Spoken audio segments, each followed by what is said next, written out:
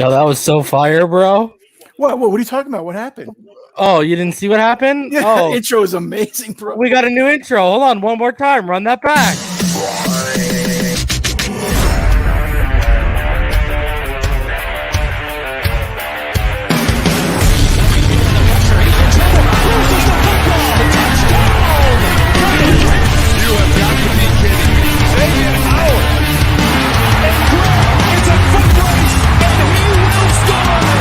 Field down the inside, man open, touchdown!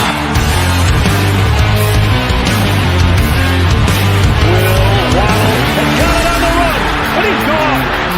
Jaylen Waddle. The run from Tua Tagovailoa. Hooked off, flying Xavier Howard. Touchdown. Tagovailoa trying to pick up one, fires for the end zone, touchdown!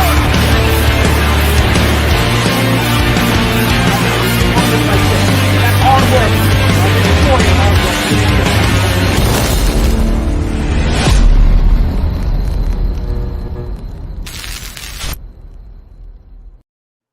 That intro's fire, bro. It's great. Wow. Shout out to the homie JoeyShotz.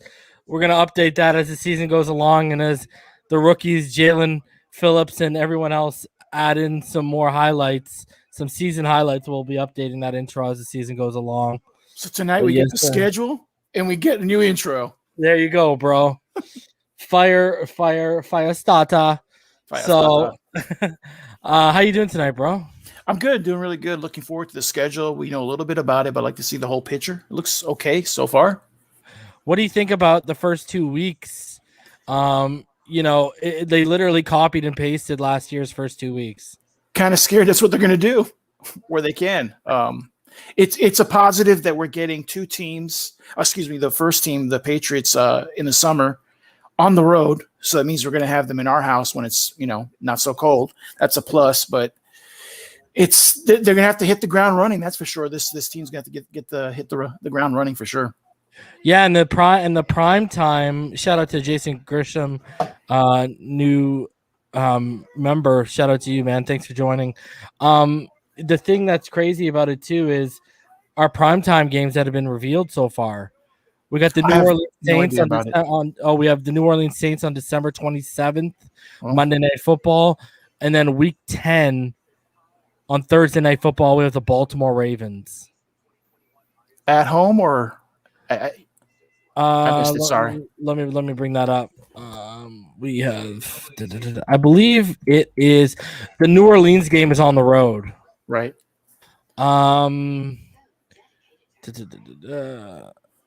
Okay, yeah. So we don't have a Sunday Night Football game this year. I know that. No, we don't. Adam Beasley announced that we don't have one.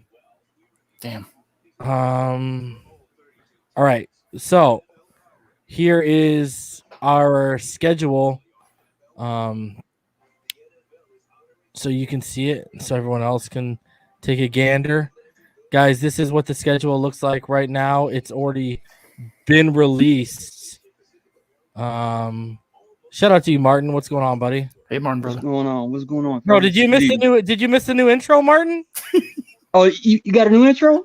Okay, hold on. Let me run it back one more time. What? Let me run it back one more time.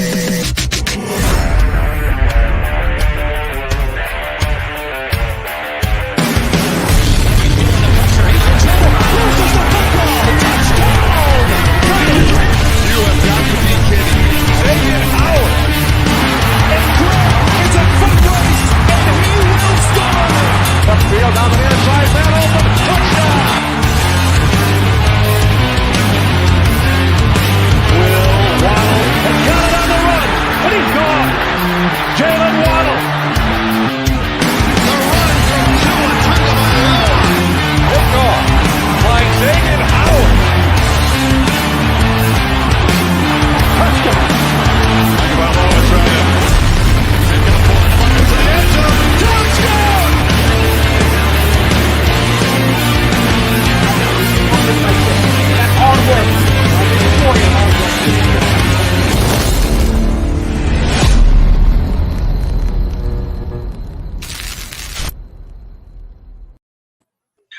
Bruh, the whole time. Ooh! Wait, Damien, did you see the intro? Run it back. No. I caught some of it. I caught like. Oh, you only end. caught no. Oh, you only caught the end of it, bro?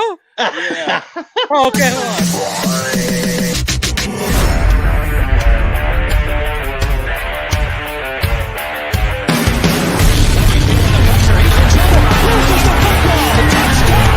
You have got to be kidding me. Xavier Howard.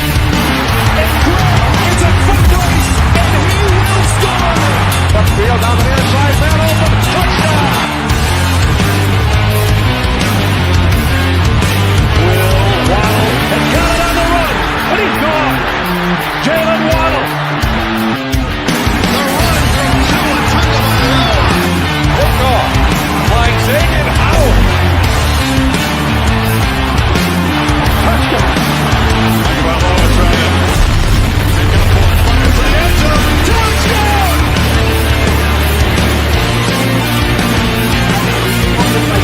That hard work.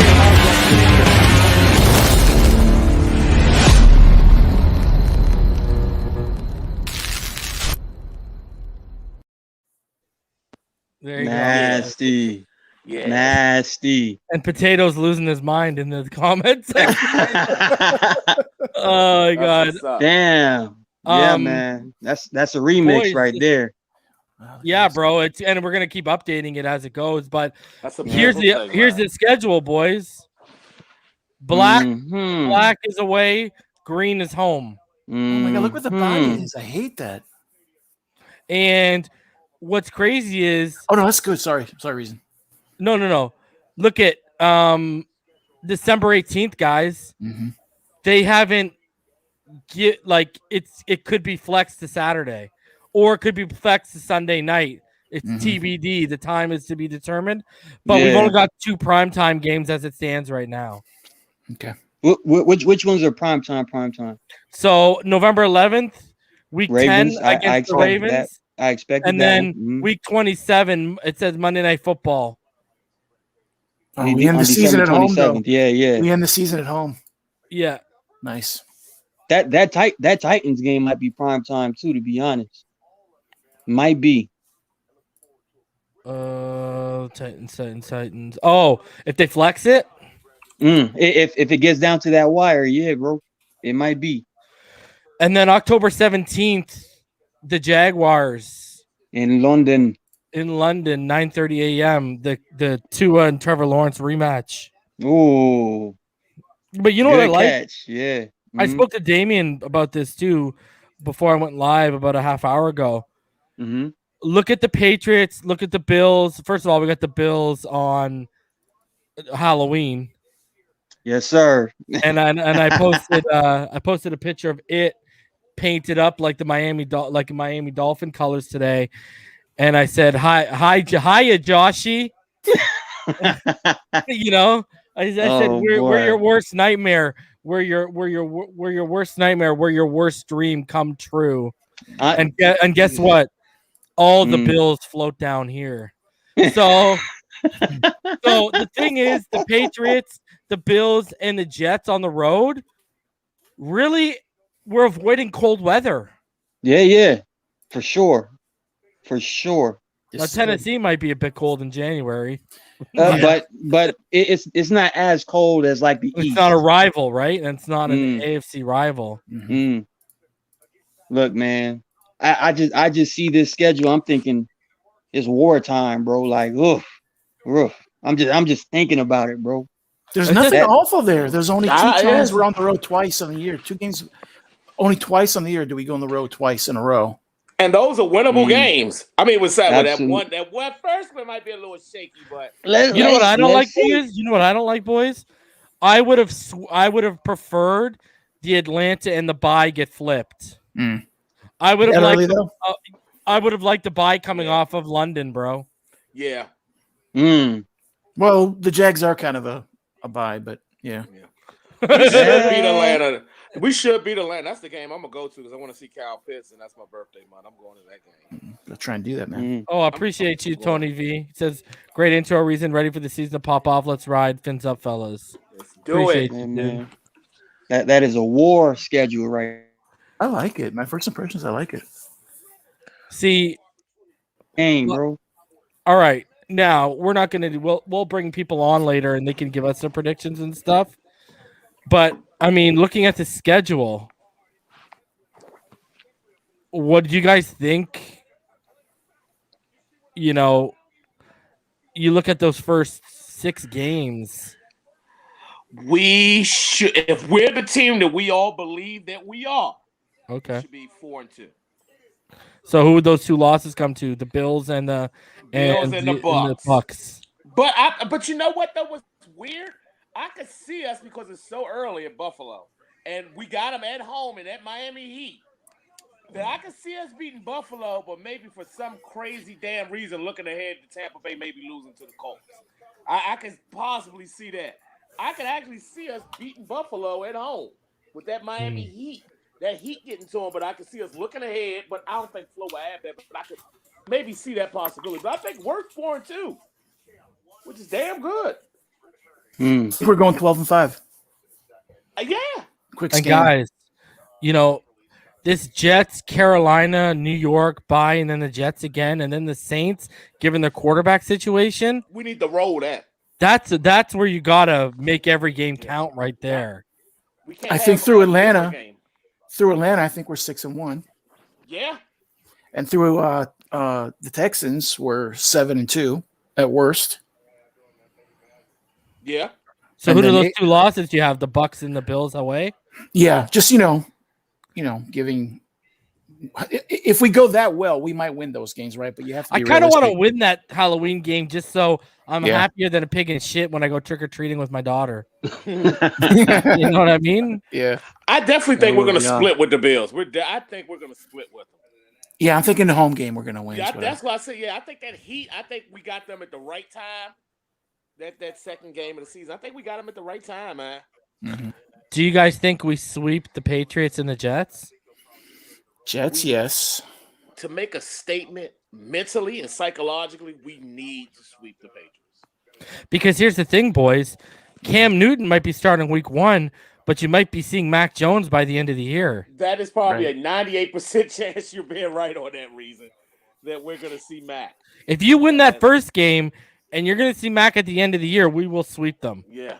Yes, we will. Yeah, ugh.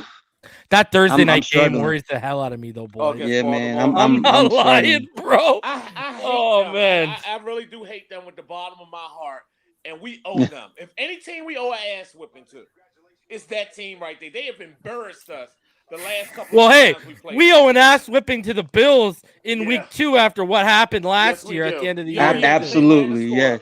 Those 2 teams right there, we owe ass whippings to. With no mercy. Like, run the score up. We owe them ass whippings. I'm going to tell you this right now. If they enter the Falcons 6-0, Oh, my God. this team's at least going to the divisional. Because those first 6 games, You're tough. there are legitimate tests on the board here. The Bucs, Yeah. I think, is a test. I think, by week 4, Wentz is going to be settled in, and that Colts team Yeah. will be rolling. Yep. Yeah. You beat the Bills at home, and you beat New England in Foxborough. Because remember, we didn't do it to start off last year. Yeah. That's why I'm saying to myself, I'm struggling a little bit when I see the first 6 games, because we're talking about like we're saying Here's my argument. Patriots. Here's my Yeah, argument to you, Martin. Mhm. Everything you're saying, I agree with. But hypothetically, we're entering this season with a personality. Our defense is dominant. So Mhm, we're going mhm. into this season with that, which we didn't have last season. So I'm not counting so much the offense is going to be like amazing the first half of the season. Yes, I'm mhm. counting on the defense being dominant. That's what I'm Just like you're counting on a lights out defense and Yeah. and a sufficient enough effort offensively to get these wins. because they're going to have to grow. It's a new Yeah. it's a new offense, new coordinators, new talent. It's going to take a little bit of time, but we should be ahead of the game, but not to the point where we're dominant yet on offense. Well, I think this, Rhino, do you agree, that if we can put up at least 20 against that New England defense, we win because of our Oh yeah, defense yeah, and yeah. going against their offense. If we can get Yeah. to 20, I think we win that game. And next it's a close week game. after that, we're gonna have to put up a little bit more. But It- that it- game, I think. Go ahead, Martin. I'm sorry, brother. Oh no. Well, I was just gonna say, because like I said, week 1, New England, right? We're all in agreement that the Patriots have gotten significantly better free agency wise, and then they had a pretty solid draft, right? Yeah. So I'm looking at their defense, and I'm looking at our defense. I believe our defense can hold a Cam Newton, new wide receiver, Patriots type of offense under, 20 points. I think they can. But I'm still looking at the Patriots defense at home, week 1. And then obviously us offensively having more. I believe we're going to go into that Patriots game with a determination to go in there and really try to move the ball on them. But I don't want to get it twisted. That defense is actually really, they're really well put together. And I expect this to come out, hot. But I do see, a couple of series where we just can't get it going just because that defense is like, they got legit pros over there. So it's going to be a tough game week 1. I'm just looking at that one like, Hey, you know what, Martin? They're the only team, because I know what LA has in their secondary, but they didn't lost a bit.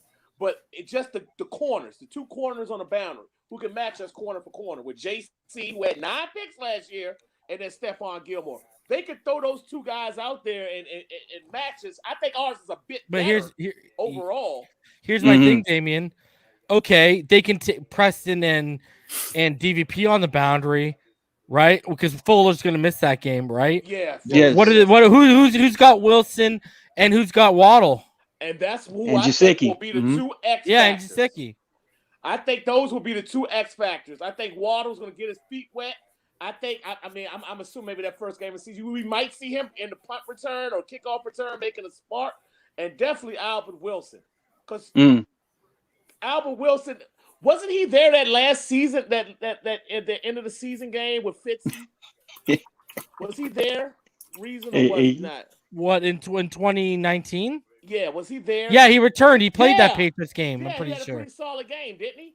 If I'm not mistaken. Yeah. He looked like he was getting back to form. Yeah. So those things are going to be key. And I think Tua has the confidence beating a Belichick defense last year. Whether it was like the full straight, it still was a Belichick coach defense. Very That's true. A confidence booster for a young quarterback. And I think that will play big dividends going into week 1 in Foxborough, because it's nothing strange for him going against a Belichick-style defense, and now has new toys at his disposal.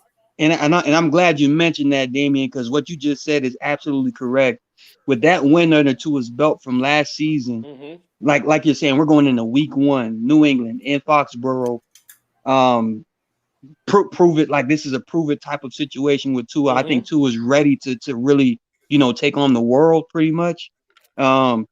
If there's going to be a situation where our defense really holds the Patriots offense to little to nothing, and we have an opportunity to drive like that last minute drive to score the game winning field goal or that game winning touchdown, I think Tua is going to put that on his back, bro. Like I have a feeling he's really going to step up in those type of situations. But again, I'm not ruling out New England Patriots team at all. It's still Bill. It's still the Patriots. But obviously we don't know what the Patriots really are without Tom Brady until we see it.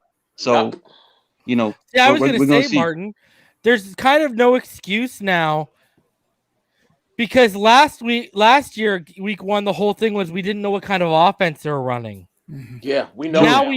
Now we know what the strengths they play to, and if they're going to be going heavy 12-man personnel, Flores should know better than anyone what to expect. Right. Yeah. That's true.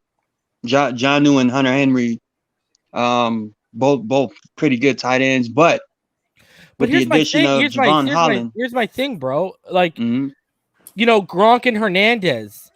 Yeah. They had Tom Brady throwing. I think we can all agree Tom Brady's a much better of course, intermediate to deep passer than what Cam is right now at this stage of his career. Absolutely. So what? Are they just going to try and eat us with short gains with Jonnu and Hunter? Because I don't see them like even if they catch the ball, 8 or 9 yards, I don't see them tacking on a bunch of yards like what Hernandez and That's true. Gesicki And used to Gronk. do. Yeah. Because Mhm. A, our defense is better, and B, they're not those type of guys really. Yep. That's true. You That's know what? true. It's gonna They're come more down- of get to the sticks type of guys. Mhm. That's very true. It's Mhm. going to come down to something that us as Dolphin fans has been an Achilles heel for a long time that we're going to finally see. Is it all going to pay off with the moves we made in free agency and the draft over the last couple of years? We're going to have Correct. to stop Yeah. the run. We're going to have Yeah, to stop exactly. the run. It's Yes. gonna come down to Damien, That's what I was took gonna the say. words Yeah. out of my mouth. That's exactly what Belichick's going to come out and do, Yep. bro. It's He's Same going game to plan as see last year. if we can stop it early and often. That's Yep. exactly We what have they're to going to try and prove it. test us. He's Because pulling it out doesn't- last year's game Yep. plan, and he's gonna do the same thing. Yeah, it doesn't I mean- matter about I mean- the talent we have. We have to prove that we can stop it. We still have it. We have to prove I, it. I was about to say the acquisition of McKinney now looks like, looks like a godsend because that's what he does best. Yeah, You it know, was needed. he stuffs running back. So I'm just saying if we get over that hump week 1 against New England, going into week 2 at home against a team that ran up the score on us to kick us out the Yeah. playoffs.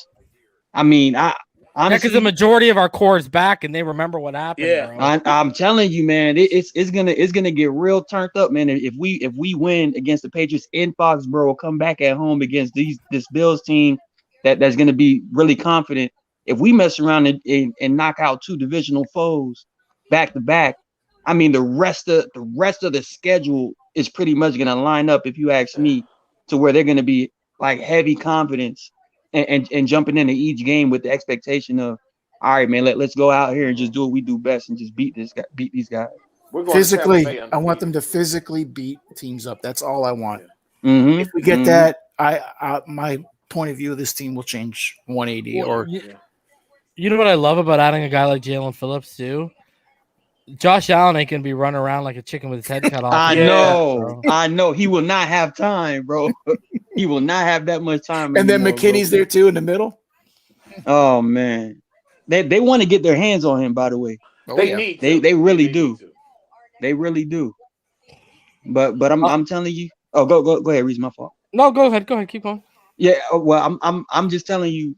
So like those first 2 games, over the hump, 2 divisional foes that pretty much had our number for the last couple of years. If we get through those 2 games successfully, that Las Vegas game, trust me, Vegas remembers what we did to them last Yeah. year. You know, we pretty much knocked them out of playoff contention. So that's going to be another real test for us to go back into Las Vegas. No benching Tua. Tua's probably going to be hot heading into that game. That's what I was going to say. It's gonna get real. It's gonna get real quick as far as trying to establish if Miami's really the real deal. If we come out of that Las Vegas game 3-0, I'm just saying the league is definitely gonna take notice. And come week 4 against the Colts might be shaking in their boots, man. For all we know, and Carson Wentz, we already know how he is when he go up against juggernauts, man. He start folding a little bit. So Yes, he does. look. As far as how this schedule has lined up, these first 2 games, I would say, I'll put them in the category as playoff games. Like just that's just me as a quarterback. I'm like, bro, these playoff games right here. Let's boom take these guys out, and then let's ride this wave, until we head to London. So, look, this schedule, bro, I'm with it, man. I just want to piggyback real quick on something you just said, Mark, because you just brought a thought to my mind. Yes. That Las Vegas Raiders game, I got a feeling Tua, and I expect Tua to go in that game and show Revenge. the fuck out against that terrible defense. And also, could please Eric Rowe, Holland, somebody lay a hat on Darren Waller. Do not let him do. Even though we know he's physically gifted and he has the talent, make him think. I'm not suggesting a personal foul. I know, right? Make him, No. Make him wonder. This is this tough team that Rhino's been preaching about, and I'm all with you, brother. Make him think about it. Make him think about it. And also, man, if we win those first 2 games, especially that Buffalo game, the NFL will be on notice. They'll know that the Dolphins are for real. Well, We're going to Tampa Bay undefeated. You know what's great about week 1, kind of? The addition of Holland and Rowe. Oh, man. You move them up into the ball. You put them both. You still go out and you sign a Malik Hooker. and you put Holland in the slot, and you have him as a rover, and you just go because you remember, me and the M were talking about this. You remember last year during training camp, we didn't see it in the season, but you remember there were reports that we were trying out a 6 DB set. Do you remember that? Yeah. Yeah. What if they go and they run that? And now you man up Holland and Rowe with Jonnu and Hunter Henry. Aguilar ain't beating Byron or X. I don't care. Hell no. Like what's going on there? Like you know, we go a heavy DB set on them and let the pass rush eat. Aguilar. Yeah. He remembers Let the pass Aguilar rush eat. Remember that Las Vegas game? He remembers Nelson Aguilar from that bullshit in that Las Vegas Raiders game last year. True. I'm sure Byron wants to get some revenge also on Nelson Aguilar and shut his ass down, give him a goose egg and reception for the ball. I can see that, man. It's a lot of factors to play. Man, I'm hyped, man. Clap it up, man. Clap it up. Dead, man. Reason to tell you, man. But like, man, this really got me hyped for this moment, man. I know. This is a war schedule, man. Are you guys worried if they come out of the first 6 games 3-3? No. That's a possibility. Because that's a legit possibility. Look at this. We have the Bills playoff team, Colts playoff team, the Super Bowl champions, and a fringe borderline playoff team that's getting all their players back in the Patriots. Whether the offensive deficiencies or not, they're a sound defensive team, best coach ever, and they're at home. So that's a possibility. Mm-hmm. All 6 of these teams are actually all very good, all well coached. Maybe except for the Raiders, and we don't know what the Jaguars are going to be under Urban Meyer just yet. But like the Patriots, Bill Belichick, Bills. What was is it Sean Sean McVay or what's his name again? The Bills head coach. Sean McVay. What? No, you're talking about McDermott. Sean McDermott. Yeah, Sean McDermott. Frank Reich with the Colts, and then Bruce Arians, right? If we just isolate those and match up head coach versus head coach, I don't know. I still believe that Brian Flores is going to be in position to kind of carve his niche out as one of the better coaches in the NFL when it comes to these type of good head coach versus head coach. Who's the best, coach team type of style? This is a great opportunity for Brian Flores as well. I think. I think he's really going to take these games, to heart, man, because he wants it to be known. He's not just here because, Chris Greer wanted to hire a minority coach. No, Brian Flores is the right man for the job, and I believe he really wants to stamp it as he is one of the better coaches. They were talking about it last year. There were some rumblings like, damn, is Brian Flores really that good of a coach? Consensus would say yes, but now this is a great opportunity to really seal the deal. Like, he is one of the better coaches in this league, top 10. So these are good games, man. These are good games coming up. Egg roll, Tebow. You know why they brought Tebow in, man? It's not so much for him to play tight end. It's more for him to Tebow mastered the art of galvanizing. He mastered the art of getting guys emotionally. And no one knows Urban Meyer exactly. And no one knows Urban Meyer's offense better than Tebow. Yes, and I believe Tebow was literally brought into that environment and that organization to employ Trevor Lawrence with a sense of urgency of being a true leader, bro. Like I think that's really one of those ingredients that's missing from Trevor Lawrence. Utility belt as a complete quarterback. He's not quite that rah guy, and I think that's really what they brought Tebow in for, just to be an example. He has more important things to do, like shampoo and condition his hair. Yeah, and you know what? And tea times. Also with Tebow, like, remember Gronk's role last year? He was kind of like the middleman, the mediator to help guys get used to Brady, and this is what Brady wants. This is what Brady's like. These are his tendencies. I think that's the same way with Tebow, like how he's going to be that bridge. With Urban Meyer? Yeah, with Urban Meyer, because and also to help Urban Meyer connect to the NFL player, because he's never experienced this on this level. So I think it's going to work in both hands. I can see Tebow making the team just off that aspect alone, just to be that mediator to help them, because those first couple of games they're gonna lose. They might get blown out. So just to be that thing to hold it together, at least attempt to hold it together. Someone's saying that the second Buffalo game at Buffalo, they have a bye before that game. So, we play the Patriots Sunday interesting. night, week 4. Yes. Oh shit. Uh-oh. Uh-oh. I like the schedule. I like it a Me lot. too, man. Me Where's too. the Sunday word? night. Like, I gotta ask this though. We just come off a 10-6 season with the quarterback with the highest selling jersey in football. Yeah. Why do we only have 2 primetime games and the Cowboys are out here getting like 4? I think the Cowboys hype is real with the Dak Prescott return and this injection of youth on the defense throughout the draft. I think they really want to see what the Cowboys are gonna do, because last year the clear situation with Dallas was they didn't have the greatest quarterback situation after Dak left. They were still losing early, in the season with Dak, but Dak was putting up monster numbers before he got injured. So I think they really want to see how he's gonna rebound this year, bro. And also, it's I read that wrong. It's not Sunday now. I was looking at another thing, but it's because Bro, the Dallas Washington ratings- football team has more primetime games than us. Ratings reason. Believe it or not, Washington, George, the football team, because of their big nationwide fan base, and Dallas, they draw ratings when they're on prime time. And I don't see it living in being a native Washingtonian. That team sucks. You don't want to know why I think that. They agreed to the name change, and this is their payback. I agree to that too. Rhino, Say that again. Yeah. That also has a lot to do with it. I think that's 90% of it, bro. NFL is so. But because notice, as bad as Washington has been, they always get at least one primetime game. Too. Big following. Big following. They do. They have a big following. Their owner is horrible, but they get a big following. And Dallas, even though they suck, they get that. They have that big following, and that's something that Miami can get back. It's Miami.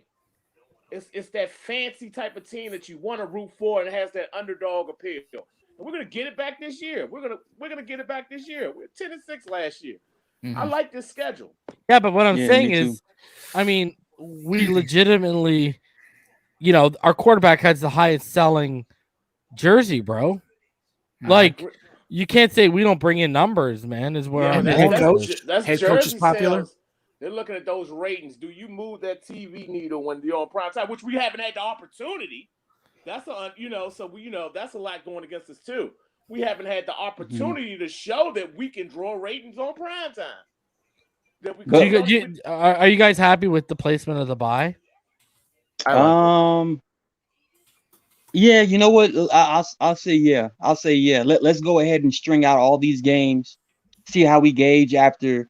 What is it going to be? 13 games. After 13 games, we should know exactly how to approach the bye week. You know what I mean? Like if we go into that bye week at like 11-2 or 10-3, when you hit that bye week, it's literally letting everyone know, hey, you see what we are, you see what we did. We got these last 4, 3 of them potentially playoff contenders. Let's go ahead and stamp our ticket into the postseason, man. I like where the bye week is, man. Because that last quarter of the season, man, it's literally do or die. That's literally what that means. It's a gift for a playoff run. That's how I see it. Absolutely. Because look at the last 3 games; those are playoff Yeah. run teams. Those Yeah, are yeah. playoff teams, so Yo, just for comparison, the Ravens have 5 primetime games this year. oh my god. Yeah, man. Well, they have an MVP. Yeah. They're popular, They're but 5 always- is a lot. Yeah, they're always Well- relevant. Well, yeah, it's a well-run organization. To be honest. For And they're- decades. and they're always relevant. We just got to get there, guys. We're gonna clear up all this disrespect after this season. We're Absolutely, gonna make them put us on prime time. absolutely. And I think it's actually gonna because they do this throughout the season. Whenever Bro, they they see gave- a they gave particular matchup, They gave the Chargers more primetime games than they gave us, bro. they want to see Herbert. Yeah, Rookie of the year. Herbert. Yeah. Yeah, they want to see Herbert. I'm just I saying. still hold on. We got the highest selling jersey. Yeah, no, you're not wrong. Yeah, You're not wrong. What's going on here, bro? We literally And we had a have better to, record than the Chargers by a long shot. Like there's during that. the playoff hunt, man. But look at what the media does to us. Look what the media does to our quarterback. They have a lot to do. Bullshit. If we thing about it. put Now, it all like I'm this, saying Weezy. is that Jets game better be flexed to fucking prime time. Or Roger Goodell, I'm showing up on your doorstep and I'm finding out who schedules this shit because they're already lazy as hell, giving us the exact same starting 2 weeks as we got last year. Yeah. But have you noticed? Last week, the original schedule had the Jets and the bye in the middle. Bro. Now it's the Giants and the Jets. It's still two New York teams. Bro, and they gave us this. Didn't we face the Patriots near the end of the season too? Yeah. On the road, wasn't it? No, we no. played them on the road. It was early, yeah. Yeah, it was like the 14th week. It's the exact same schedule as last year, the first 2 weeks. But I will say this, reason. If we win the first 4 games, 1, 2, 3, 4, and 0, that Bucks game is gonna be prime time. They're gonna move that to prime time. Yeah. I can guarantee that. That's how these stations kind of work. They want to put games. You think they'll flex that early? I think they will. If the Bucks start out hot 425. and we start out hot, yes, they will do that. They will do that. They at least put it to 425. Pats were week 15. Yeah, near the end. This year. I know it was near the end of the season. Yeah, I'm just saying that's one of those games where if we start out hot, that's when the prime time stuff is really gonna start. I'm about to get hot because I'm checking how many primetime games the Cowboys have. Hold on. Probably the max, I think, is 5. They probably have 5. I'll bet you it's 5. Yeah. They always. That's just a given that they're gonna get a bunch of primetime games. Yep, they have more. Yeah, more than 5. Right. Yeah, they open up on Thursday Night Football, right? Week 4 Sunday Night Football with the Vikings, right? Then week 6 Thursday Night Football with the Saints, right? So now we're already at 3, right? Then they have the Eagles on Monday Night Football. 4. They have the Washington 5. Yeah. 5, and they have the Thanksgiving 3:30 on Thursday. 6. Yeah, they always get that. Yeah, and they'll probably get a flex as well later in the year. Yeah, those sons of bitches. Yeah, we just got to earn it. We got to get back to where we used to be when we used to be on Monday night. Yeah, but you know what? Someone made a good point about us. Here's the thing. You know why you can't deny our fan base? Grandparents were Finn fans. Right. Parents were Finn fans. Now our generation of Finn fans, and our kids are going to be Finn fans, or already are Finn fans. Like my dad, one of my first pictures of me as a baby is my dad holding me in his Merino jersey. Like with Dolphin fans, we're just like the Cowboys and all these people. Usually it's generational, bro.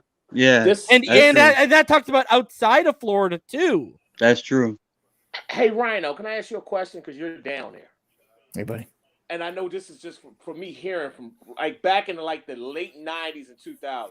Remember when it was an issue with a lot of Miami games getting blacked out? Yeah. That's and television stations still look at that. Like that's something we just got to fight through. Well, back then the problem was the Marlins are doing well. The stadium was too big. Yeah. And the issue in Miami is always this issue. There's just more to do in Miami than other cities. Yeah. Tampa has that issue. But the teams weren't – people got – they got used to winning. And if it was late in the season, they're probably not going to go. That's what happened. And then we all in my opinion, nosedive in December anyway. Yeah, Remember exactly. We got to prove them wrong, y'all. We just got to fucking take this next step this year and then build. We'll see it next year when we make the playoffs, which we are, and go deep. We will see multiple prime time games on television. But there's no way players are looking at this schedule and they're not upset. I'm sorry. Hell yeah. Absolutely. They're pissed. Hell yeah. They feel disrespected. I'm happy about it too. I'm happy they disrespected us. Keep going. Keep doing it. I wish that Tannehill game was prime time. I'm really. It could be flex. Can't that be flex? It could be. It could Yeah. be. It I could can't be. imagine one of those two games are not going to be flex. The The storyline Saints or behind that game. Mm-hmm. yeah. When it comes to playoff contention, especially late in the season, especially hot races, they want to make Mhm. sure that they get those games on prime time. They Mhm. they do that. I But the agree. schedule is nice. The schedule is nice, bro. This is a war schedule, wartime schedule, bro. Yes, First it 6 is. games, last 4 games. My goodness, The this is gonna be disrespect. interesting, man. The disrespect. Reasons Reasons That's right, pissed. homie. Bro, I just don't. We were 10-6, barely missed the playoffs, and we got a guy like so. Not only have we proven we're a good football team, but Mm-hmm. we have the quarterback with the And he They- held yeah, it the they- whole year too. This was the whole year thing. Mm. The whole year thing. That jersey. But it's was an up up and coming team. I don't. I'm with you. I don't understand it. I Flo is feel the head coach. I feel disrespected, bro. Yeah, as sorry. a franchise, I do too. You know they hate Miami. The media. Keep they sleeping always on it. find a way to And shit on you know what the best part is? Has anyone checked the betting lines? Nah. Buddy, the Patriots opened up as 2.5-point favorites over us. So they're really down a half. They're really down a half point. Oh, I'm putting some money on that. Come Fuck on, that. son. We're Come gonna on, beat son. them. Come on, son. Who's out here doing that, bro? Do I gotta does Reason gotta drive down to Vegas and smack a bitch? Is Wayne Brady gonna have to choke a bit? Yeah, exactly. Bro. You know what I mean? Bro, this is ridiculous, I don't dude. see how they're gonna score. Yeah, on us. no, I don't see man. how they can score more than 10 points on us. The Pats. I just don't. I don't.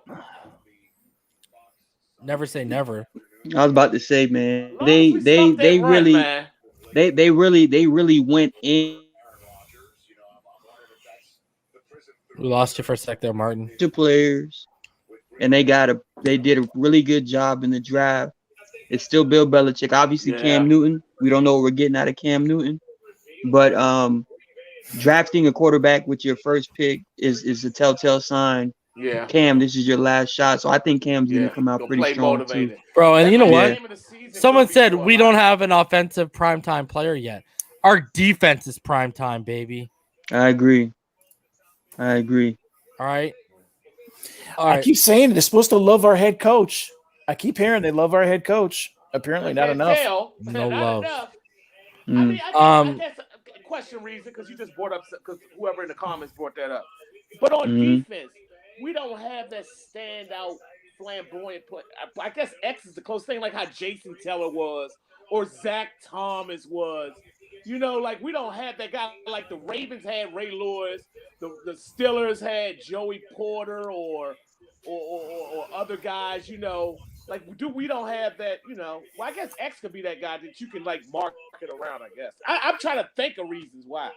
Yeah, but see, like I understand what you're saying, and it makes sense. But then you have a team like the Chargers, who didn't win a damn thing anywhere, are always losing, but they have a Rookie of the Year, and they give them more games. So I understand what you're saying. I agree with you, but they apparently do not agree with that mentality anymore. Because it doesn't make sense with the Chargers. No, it doesn't. All right, we're gonna get back. We're gonna get back into this in a sec. Until we do, I got a couple little things I want to go over just to keep everyone updated on what's going on right now. Okay, so we didn't draft Quinn Miners, but the Stoodsville connection to Warhawk football lives on as the Miami Dolphins are bringing former Warhawk center Nate Trewin in for a workout. Okay. So they're clearly looking to continue to upgrade the position. Right. So we'll see how that works out. Clearly, they don't believe that Dieter is where he needs to be if they're bringing in a Warhawk guy, right? So keeping it rolling because we're going to get back to the schedule and we're going to open it up for people to come on and come talk with us or whatever. Here is a big thing, guys. This is a little tidbit that went under everyone's nose today because of the NFL schedule being leaked bit by bit. The Miami Dolphins, if Kerryon Johnson had not been claimed by the Eagles, he would have become a Dolphin.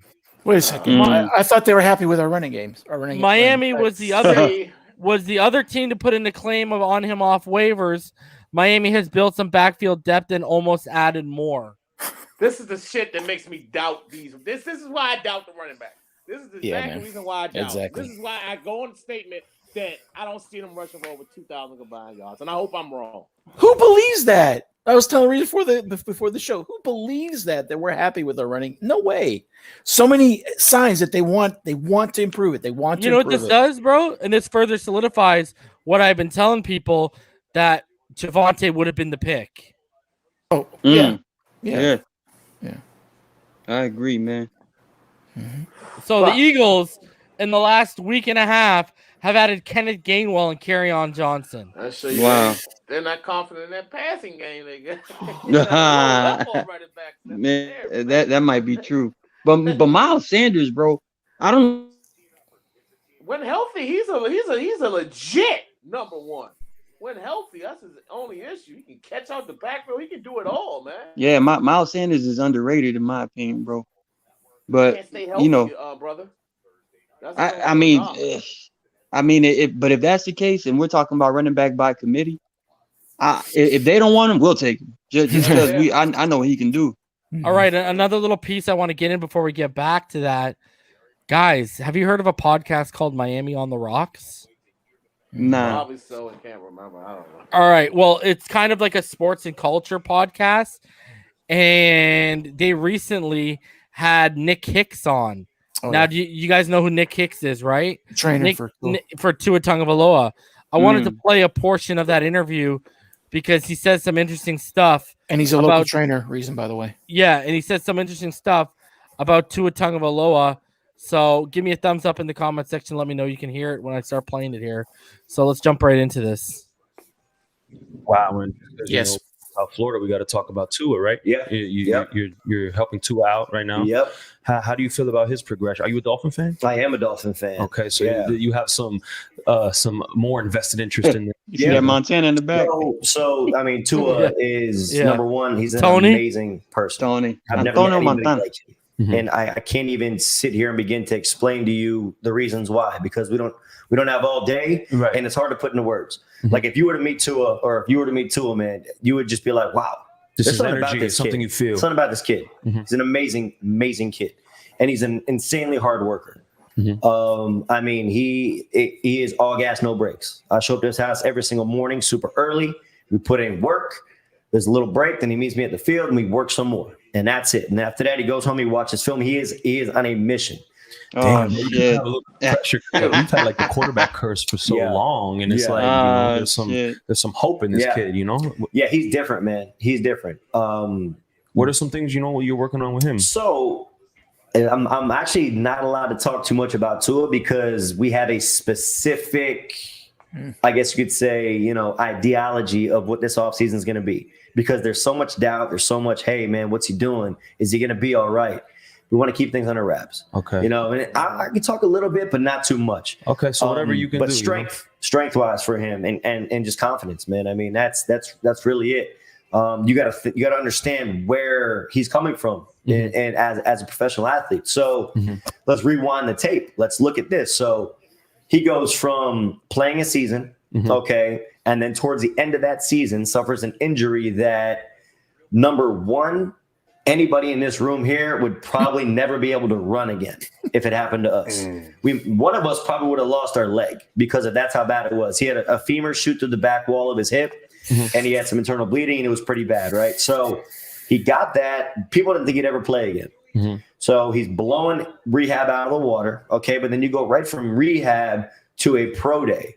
So at pro day, this is, maybe 3 months, 4 months after, when he's actually really starting to move again. So it's not like he's had, a year of actually training. He goes to a pro day and he does very well. He's still not 100%. Then you go from pro day right into the draft. You get drafted. Okay. And then in a traditional year, you go to rookie mini camp. Okay. Then you go to regular mini camp. Then you have a preseason, right? He had none of that. Right. There was no rookie mini camp. There was no mini camp. There was no preseason. Okay. And he's a guy who's never really trained too much. You know what I mean? He works out with the team. He does what he's supposed to do, but he's never really had a full year to actually train and get better. You know? Sir. So, Yes, I mean, sir. look at what happened to him in the past year and a half and how he went out there and actually had pretty good rookie numbers compared to most rookies.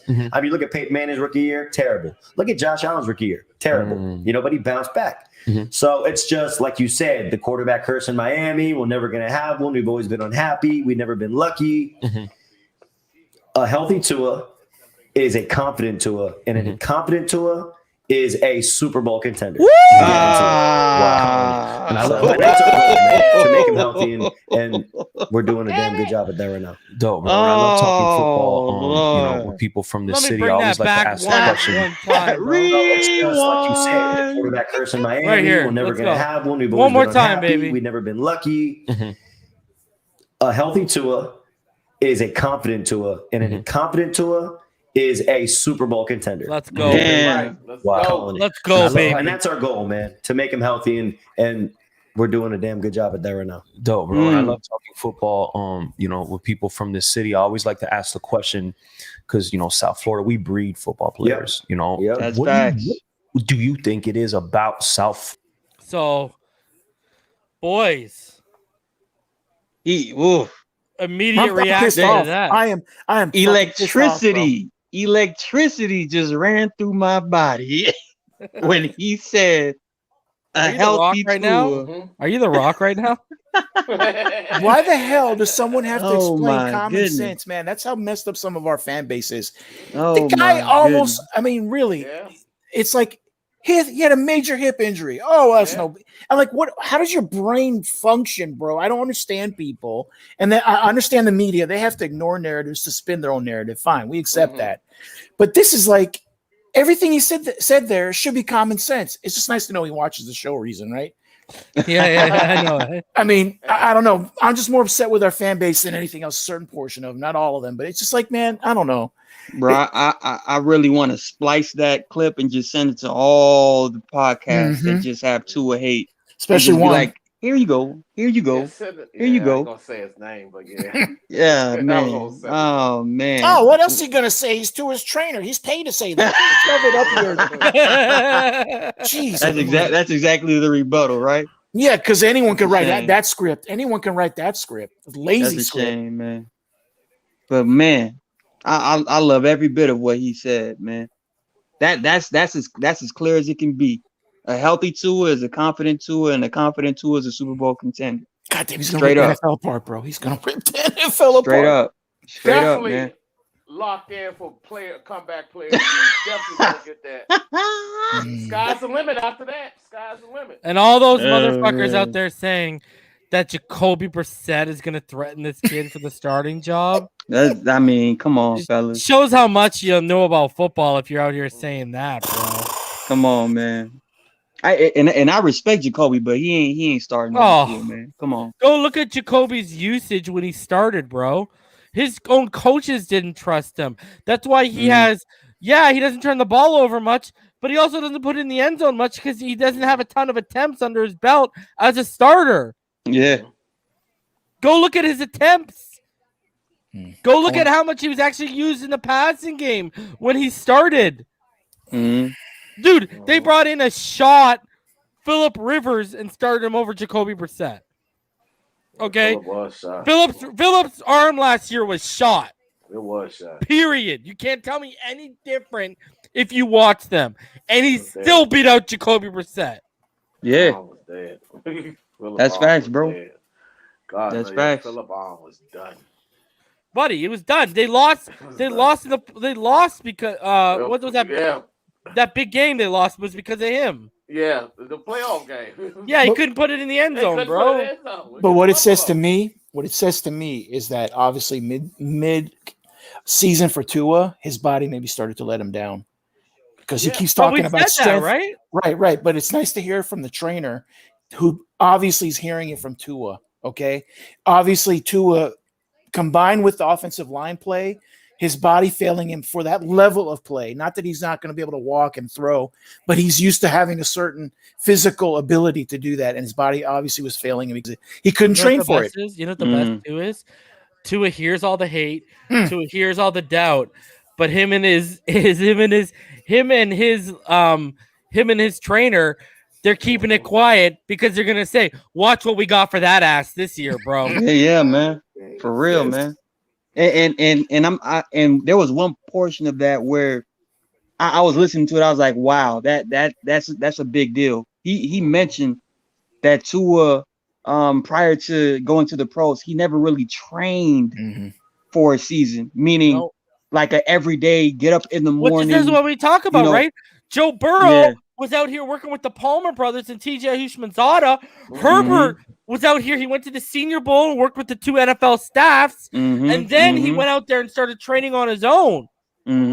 Bro, this is literally going to be a RoboCop tour, bro. Like eat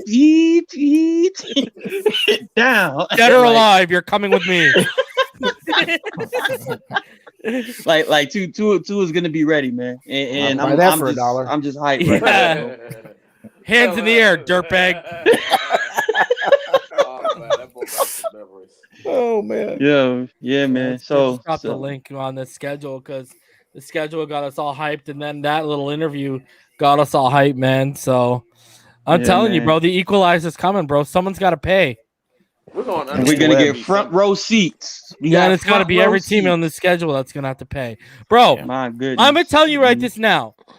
We saw how determined he was. Not only did he have better play calling with Godsey and all of his weapons healthy, but we saw how determined he was to beat Kyler Murray's ass. What do you think he's gonna be coming up against Trevor Lawrence in London? Oh yeah. He owes Lawrence one anyway for that national title. Oh, yeah. That's exactly big fact. why. That's a big That's fact. exactly why he's gonna be putting the boots to that ass, bro. Man, it's gonna get real, fellas.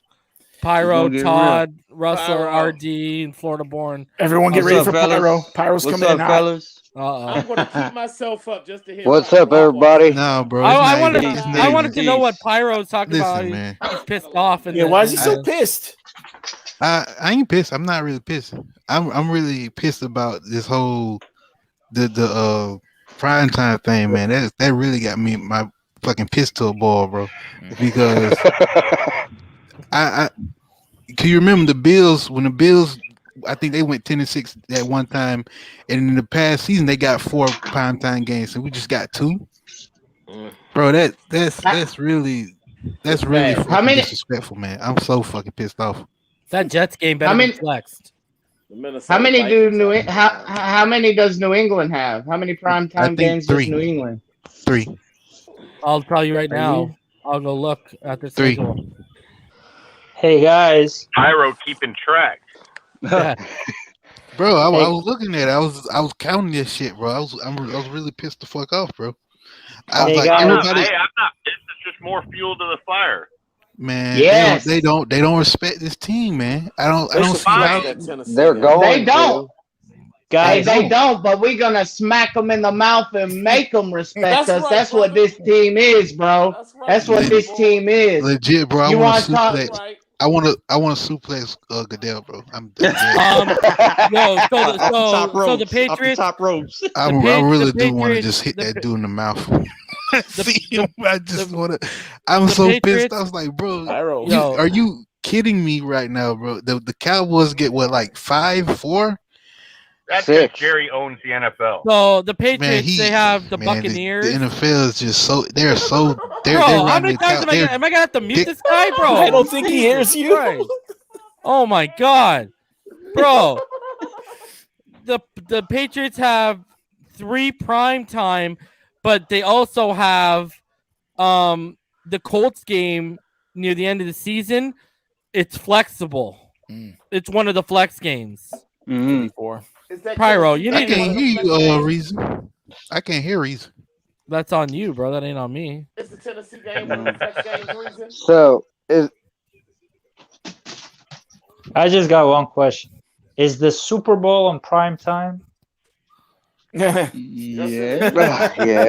Good point, That's RD. it. That's all that matters. That's all. We'll see you there. We'll see you there. Playoff games of prime time, yeah.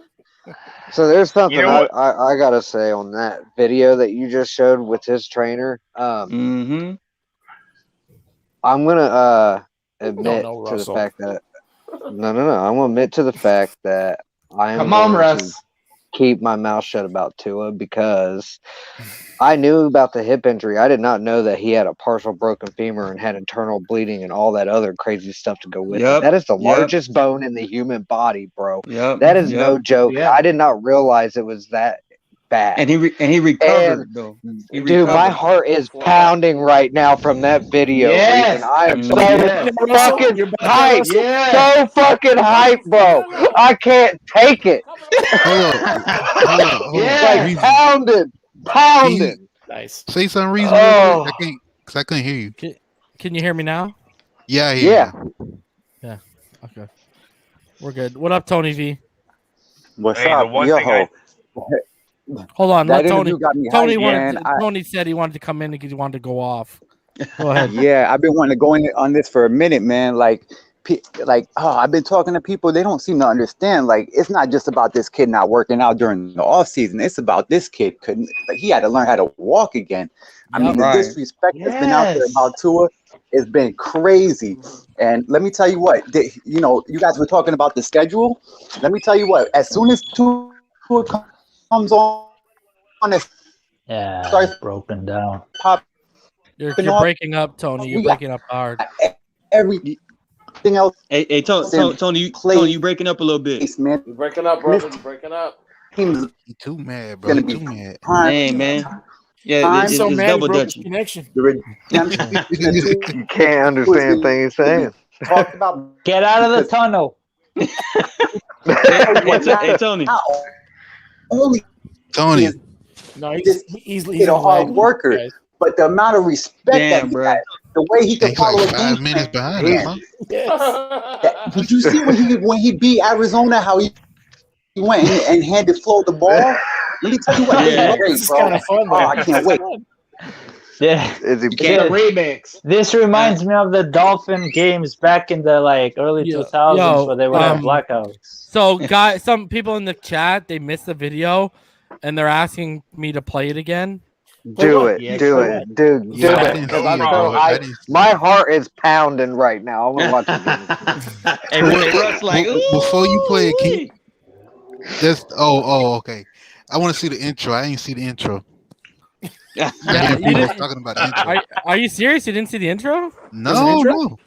He played Ah. it 62 I seen everybody in times. the comments saying, "Oh, it's lit, it's lit." Yeah. I'm like, what happened?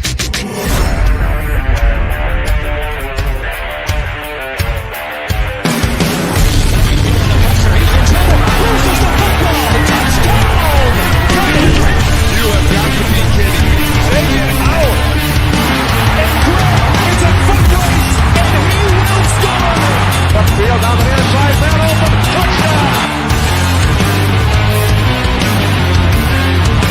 Will Waddle has got it on the run, and he's gone. Jaylen Waddle. The run from Tua Tagovailoa. Hook off. Finds Xavier Howard. Touchdown. Tagovailoa trying to make it a point. Fires the end zone. Touchdown!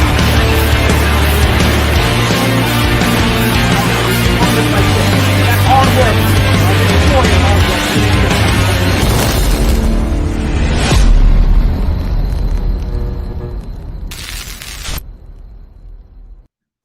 Poor potato. Damn, bro, that looks. wicked intro, bro. Hey, That is hey, awesome. hold up. Let me get my reaction real quick. Hold up. Hey, I ain't thought the original could get top, but damn, bro, that's very good, man. We're gonna update it when Phillips and Waddle and all these guys make plays. Oh my god. Hey man, can't wait because I can't wait to clip Grant out of that shit. Get his ass out. Get him out. I'm sorry. Get him out. All right. Now you got warmed up with his intro. Watch this. Yeah. So all of you that missed it, here you go one more time. It's only about what 4 minutes long, so we'll play this. Make it more specific to you. Wow, and just because we're in South Florida, we got to talk about Tua, right? Yeah. You're helping Tua out right now. Yep. How do you feel about his progression? Are you a Dolphin fan? I am a Dolphin fan. Okay, so you have some more invested interest in this. Yeah. You know. So I mean, Tua is number one. He's an amazing person. I've never met anybody like him, and I can't even sit here and begin to explain to you the reasons why, because we don't have all day, right. And it's hard to put into words. Like if you were to meet Tua, man, you would just be like, wow, this is something energy. It's something you feel. Something about this kid. He's an amazing, amazing kid, and he's an insanely hard worker. I mean, he is all gas, no brakes. I show up to his house every single morning, super early. We put in work. There's a little break, then he meets me at the field, and we work some more, and that's it. And after that, he goes home, he watches film. He is on a mission. Damn, bro, you kind of have a little bit of pressure because like we've had like the quarterback curse for so long, and it's like, you know, there's some hope in this kid, you know. Yeah, he's different, man. He's different. What are some things, you know, you're working on with him? So I'm actually not allowed to talk too much about Tua because we have a specific, I guess you could say, you know, ideology of what this offseason is going to be, because there's so much doubt. There's so much, hey, man, what's he doing? Is he going to be all right? We want to keep things under wraps. Okay. You know, and I can talk a little bit, but not too much. Okay. So whatever you can do. But strength wise for him and just confidence, man. I mean, that's really it. You gotta understand where he's coming from and as a professional athlete. So let's rewind the tape. Let's look at this. So he goes from playing a season, okay, and then towards the end of that season suffers an injury that, number one, anybody in this room here would probably never be able to run again if it happened to us. One of us probably would have lost our leg because that's how bad it was. He had a femur shoot through the back wall of his hip, and he had some internal bleeding, and it was pretty bad, right? So he got that. People didn't think he'd ever play again. So he's blowing rehab out of the water, okay? But then you go right from rehab to a pro day. So at pro day, this is, you know, maybe 4 months after, you know, when he's actually really starting to move again. So it's not like he's had, you know, a year of actually training. He goes to a pro day and he does very well. It's still not 100%. Then you go from pro day right into the draft. You get drafted, okay? And then in a traditional year, you go to rookie mini camp, okay? Then you go to regular mini camp. Then you have a preseason, right? He had none of that. Right. There was no rookie mini camp. There was no mini camp. There was no preseason, okay? And he's a guy who's never really trained too much. You know what I mean? He works out with the team. He does what he's supposed to do, but he's never really had a full year to actually train and get better, you know? So, I mean, you look at what happened to him in the past year and a half and how he went out there and actually had pretty good rookie numbers compared to most rookies. I mean, look at Peyton Manning's rookie year, terrible. Look at Josh Allen's rookie year, terrible. You know, but he bounced back. So it's just like you said, the quarterback curse in Miami. We're never going to have one. We've always been unhappy. We've never been lucky. A healthy Tua is a confident Tua, and a confident Tua is a Super Bowl contender, guaranteed. Wow, calling it. And I love how that's our goal, man. Yeah, it's gonna be a movie, fellas. It's gonna be a movie, man. I'm telling you that right now. Oh my goodness. Oh my. Just goodness. imagine having your femur rupture through the back wall of your head. Yeah, I literally popped both of my hamstrings like a couple weeks ago. I was like, how in the hell did Tua walk after completely shattering his hip, bro? Like he a warrior, bro. That's what fucking pisses. That's what pisses me off. That's why I'm always mad too, bro. People want to say, "Oh, everybody had COVID." Bullshit, bro. Bullshit. Sorry for cussing, but it is so annoying when people call this an excuse. This man right here, this trainer just said, if one of us did it, we would be lucky to be walking. And this man goes out and puts a solid rookie season. And we over here crying, oh, we want Watson. Oh, we want Rodgers. Oh, let's go draft Justin Fields. Like, come on, man. This man just showed he can overcome adversity, bro. Yeah, for what real. more do you want in a quarterback? A quarterback's got to be able to handle adversity and pressure, and this man did it. On top of Chan Gailey, rookie O-line. Man, it's just insane to me, man. It infuriates me with some of our fans, bro. I'll say, but again, you have to realize this fan base is, you know, it's a win. it's not even a win now type of fan base. They're just a satisfaction now fan base. Because it's Miami. It's Miami, bro. That's what they want. They want winners, period. You know, so they have irrational instant gratification. They have irrational processes on how to evaluate what a real quarterback is supposed to be. And Tua, we are fortunate that Tua fell to us at 5. Let me just say that. So I'm just saluting every move that they've been doing. I know Tua's been working, but just to get that exclamation point from his trainer, oh my goodness, bro.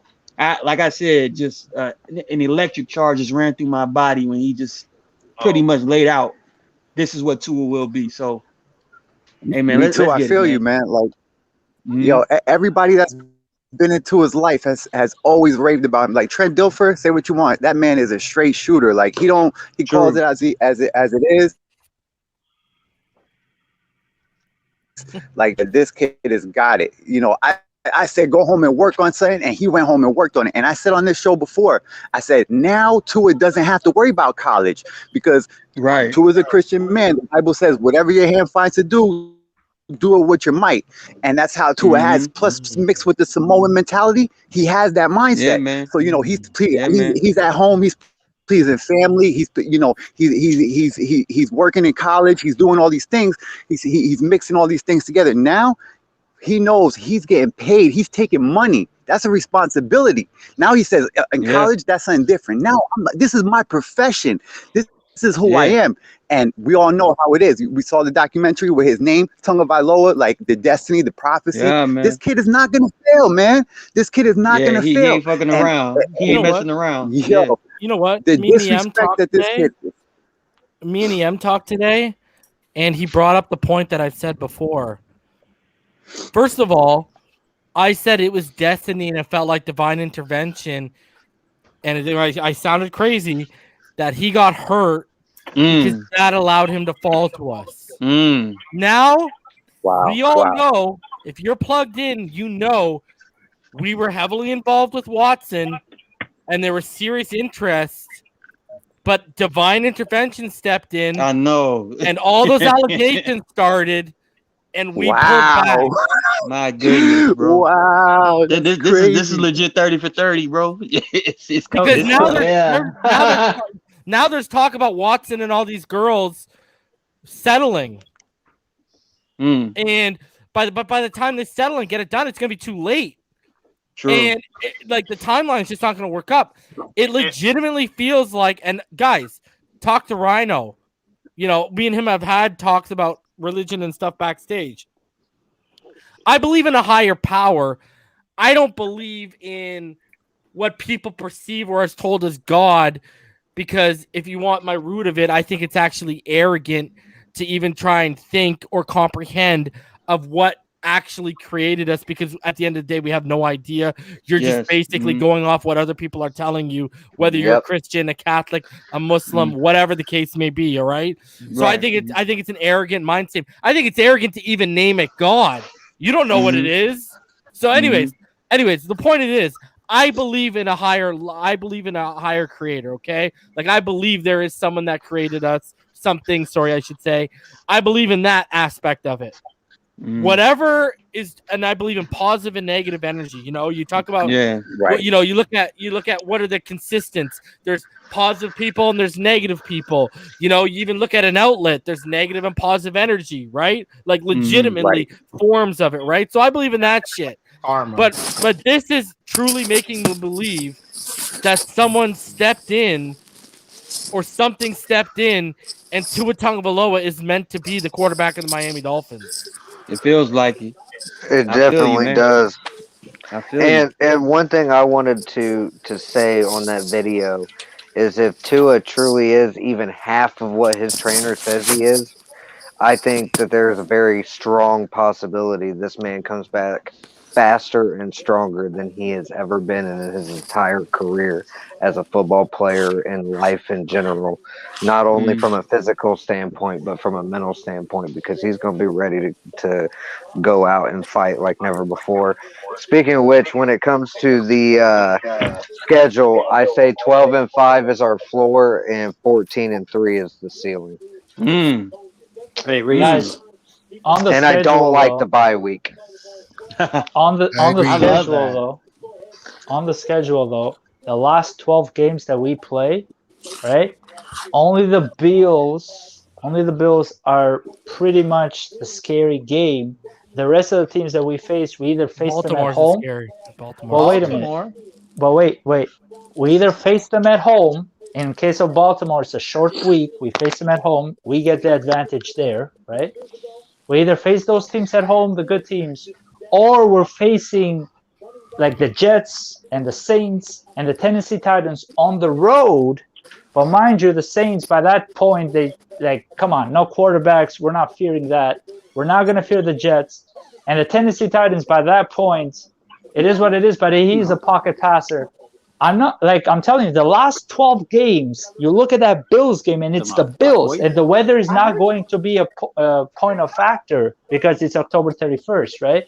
Yeah. So you could not have drawn up this schedule any better for us. Starting off right away, put all the doubters to rest because you got the Bills, you got New England, and you got the Raiders, right? And these were the games where he struggled, right? The last two especially. So right off the bat, you have the opportunity to right the ship, and then you have the stretch of game, the 12 game that you can put an amazing winning streak and actually win this division and host games in the playoffs, and you will have the bye week to kind of recharge yourself, right? And all the depth that we have, we should have enough starters to make a run at this thing. That's if everything goes according to plan. The schedule helps with that, right? Agreed. I kind of agree with what Damien was saying earlier. On the schedule too. I believe it was Damien that mentioned it earlier. Is that if they win those first two division games and we come out of the division 2-0, dude, that right there to me, I feel like those are have to win, because if Tua comes out and shines in both of those games, he is not going to look back. And neither is the rest of the team. They're gonna have that confidence build up. Now, the only concern I have is that I've noticed, yes, we went 10-6 last year, and yes, we won the last few games of our season the year prior, but it seems like the first couple games they kind of are slow starters. I hope that Flores has ready to go, and I hope the preseason is going to help. Having a preseason training camp and all that, so I'm hoping they're ready to go right out the gate. Those are two different teams. Right. Our defense was not allowed to even tackle people. And so last year they had no contact. Nobody was allowed to do any tackling. So actually when they started playing the first game, that was the first time our defense actually got to hit people. So and our strong point is our defense. So this year, with a whole off season, that's going to change. You know what I'm saying? Like that's going to change a lot. Yeah, and I agree with you on that. My biggest concern about the defense at this point is just the amount of changing of players from that defense we had last year. I mean, we got 4 or 5 guys that are going to be starting in this defense that weren't here last year, either because they were drafted or traded for, signed, what have you. So, I mean, I know McKinney is a veteran, but we got Jalen Phillips as a rookie. He's probably going to be starting. And then we got Javon Holland, who is most likely definitely going to be starting. And no matter what, Holland is going to have his rookie ups and downs. I'm hoping that Eric Rowe can help him through that. I'm hoping that Miami also does go ahead and take a flyer on Malik Hooker just to have that veteran presence there and gives that extra depth. So I hope something does transpire with that workout visit he had. I haven't heard anything since that. I don't know if you have heard anything new on the Malik Hooker situation. Don't forget McCourty. Oh yeah, that's right. We did get McCourty. I think McCourty deaded the whole Malik Hooker thing. Okay. Because from what I'm hearing, I'm good with McCourty. I would from what I'm hearing, Devin. McCourty's going to be playing safety as well as corner, not just one. I also hear we're heard that also interested in Melvin Ingram. I haven't heard that. This is why Flo like guys that play multiple positions. McCourty plays multiple positions. It's the scheme of the defense.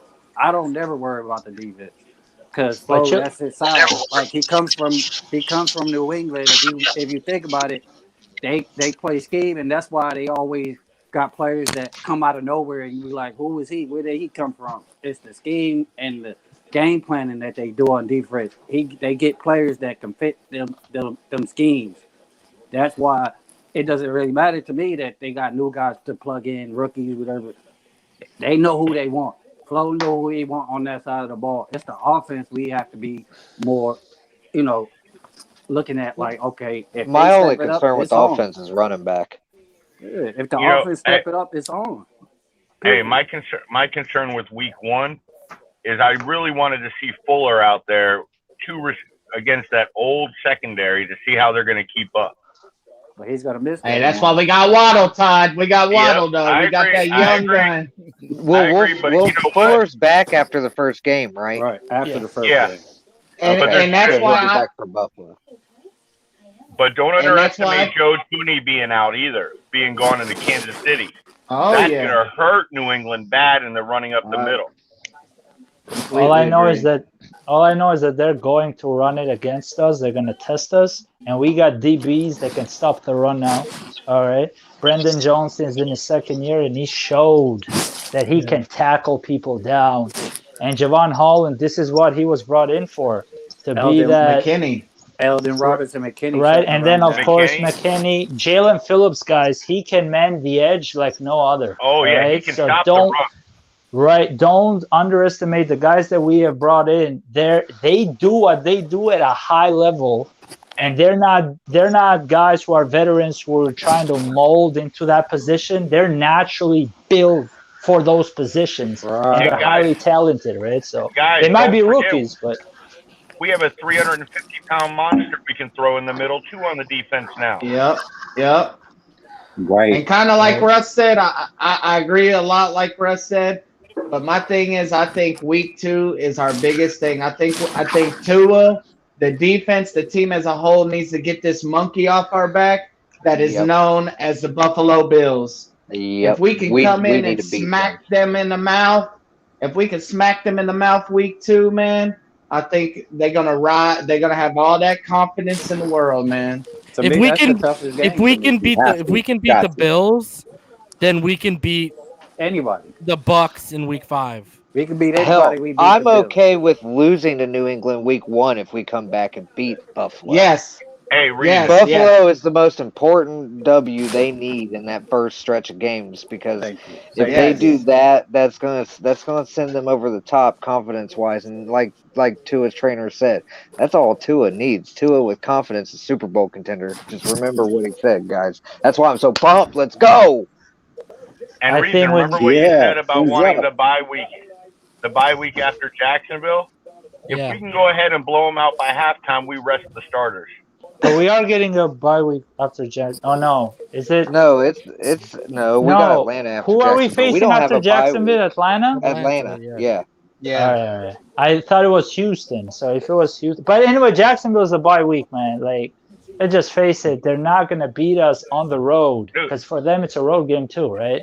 It's, that bye week, for us, we got is perfect. For us, it's a road game in London. Right, but it's a road game for everybody.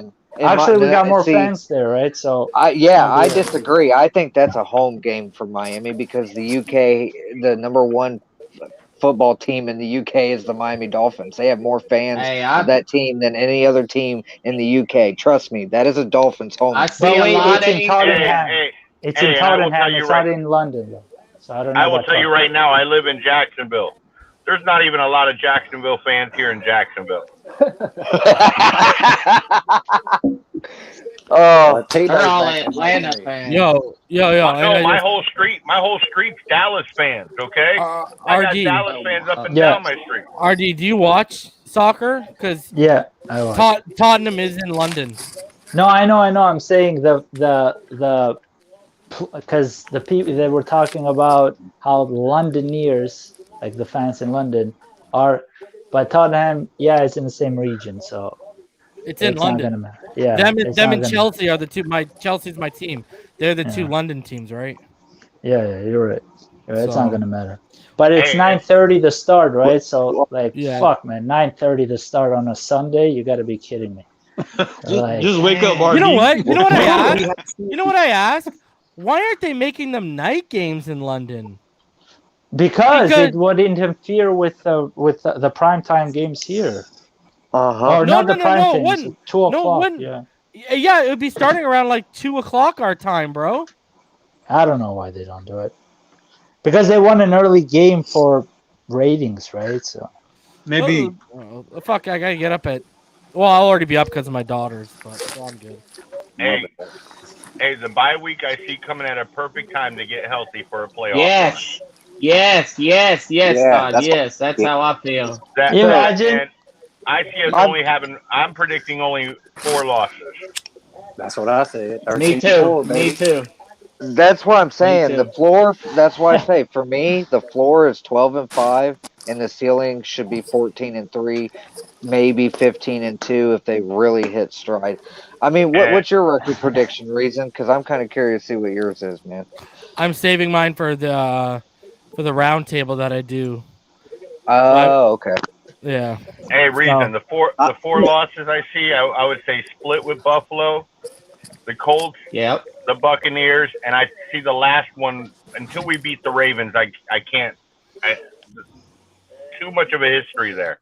So you think we're gonna run the table after the Ravens? Yep, because I'm not afraid of Winston with his turnovers with our secondary. I think if we pile up against the run against Tannehill and Tennessee, we have a chance there. The Jets, the Giants, and Carolina, I'm not worried about. And New England, if Mac Jones is playing, I'm not worried about.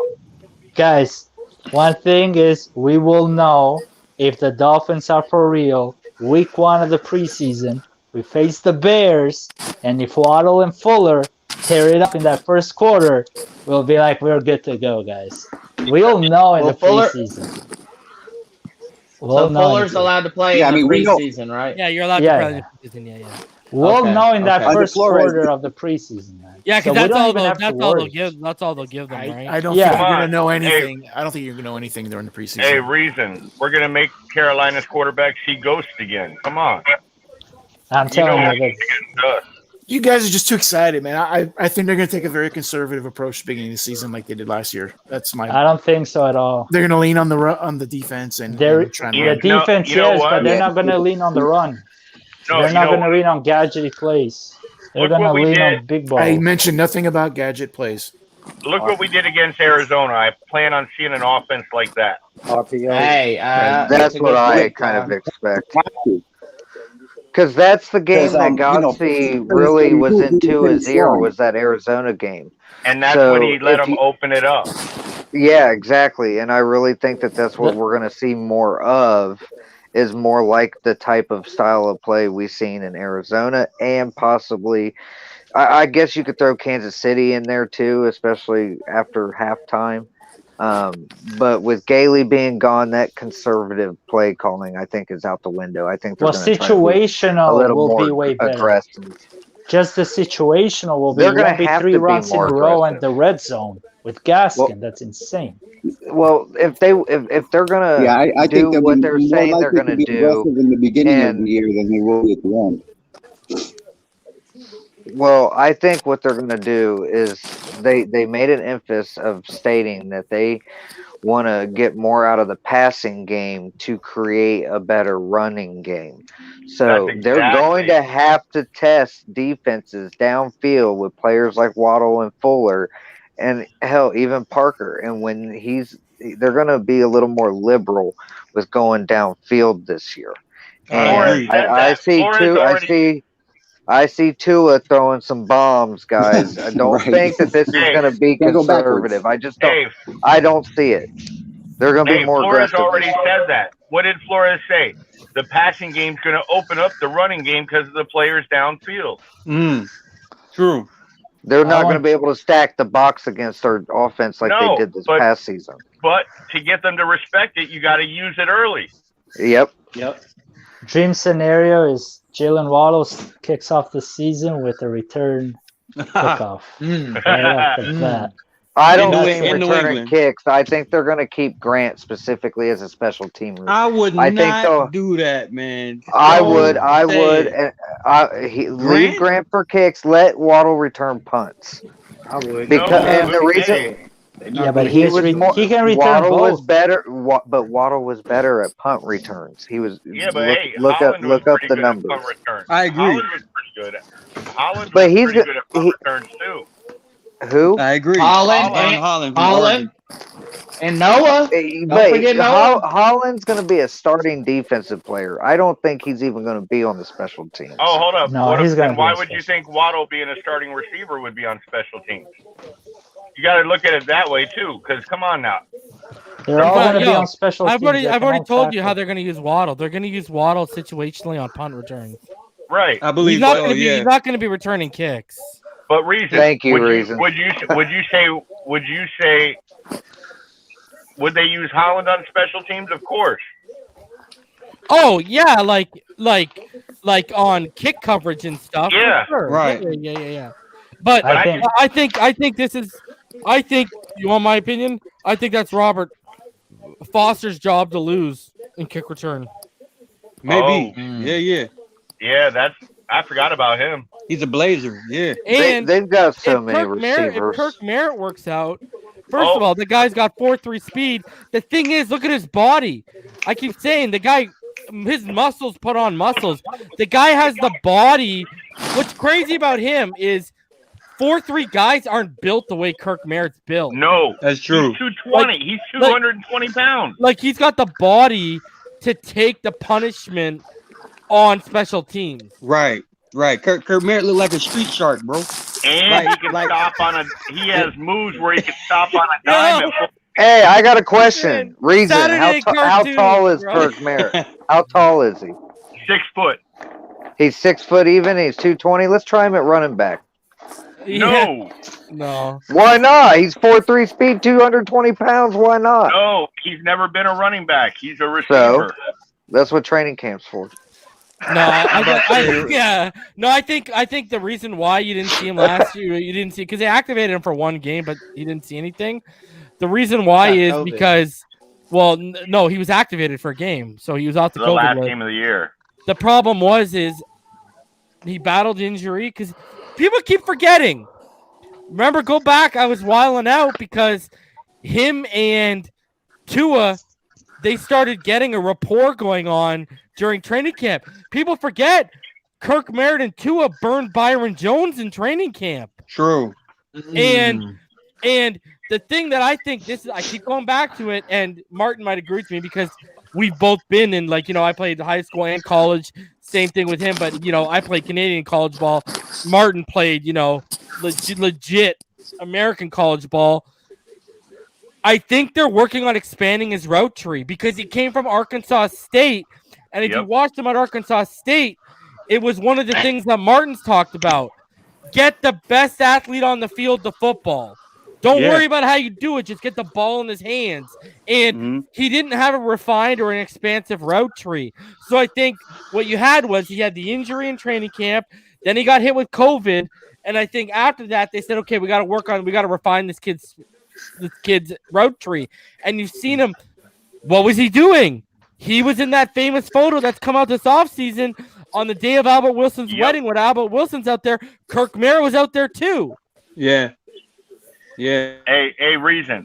Let me ask you this. If DVP gets hurt again, do you see if Merritt does step up? I could see that being a replacement. Potentially. If DVP gets hurt, he better pack his bags. Hey, I'm just saying. I agree. Merritt has the vert to go get jump balls. He has. That's true. He has a 49-inch vert. It's ridiculous. Yeah. If DVP misses more than 2 games this season, this is his last season as. And the same thing. And the same thing goes for Preston Williams. That's true. And remember, Flores always talks about developing players, and if these young guys start outperforming them, that could be problematic for them too, because it may not just come down to their health. It may come down to performance in practice and training camp and in preseason that may push some of these other guys out. You never know. Who's to say that Preston Williams isn't a final roster cut? That'll be crazy, man. Yo, I gotta play this just for those people out there who forgot, and he's bigger than he is in this video now. For all y'all that forgot. Oh God. Street Sharks. Look at his vert. Watch his vert. Street Sharks. Street Sharks. 49 inches, bro. Yeah, that's ridiculous. That's nuts. You know who he reminds me of? Cameron Wake. No, you know who he reminds wide me of? receiver skills. Wade, DK. He reminds me of Yeah, but that hairdo, DK Metcalf. that Darth tenacity. Vader asked, is Bowden and Perry on the hot seat? I think Perry is. I don't think Bowden is. I agree with Reason. I think Perry is going to be a cut. There's no use for Perry. Look at his body size, and he doesn't even run a 4.3. Yeah. Perry was a Gailey person, a little trick player like how he had when he was in Pittsburgh. No, we got Perry. And honestly, we got that in Grant. Grant is more reliable in that aspect. If you want, Grant reliability don't match, bro. Yeah, I was gonna say those two words. That's like an oxymoron. They don't go. But think about it. With those, think about it. Back in 2018, when Gase was still here, even though I hate to bring that son of a bitch up, when Albert Wilson and Grant were doing all those crazy trick plays together and giving each other high fives and throwing each other footballs, dude, that was working. And yeah, but the jet sweeps and things like that, those were always good with Grant. Now, Waddle's going to take over most of all of that, but I still say keep Grant specifically for kickoff returns. But Russell, here's the thing. Grant had his he's the year last year. receiver on the roster, in my opinion. He had his year last year, but he missed a lot of huge plays for us, man. Hey, hold on. That's I know he did. I know he did. And we got to. I'm not saying as a receiver. I'm saying he belongs on this team as a special teamer, and that's it. Let's say we carry 7 guys right now, okay? Because you can go to 55-man roster right now, okay? DVP, Preston, Albert Wilson, Waddle, Lynn Bowden Jr., Will Fuller, and guess who's going to make that 7th? It ain't going to be Grant. It's going to be Mac Hollins because he's our gunner. Yeah.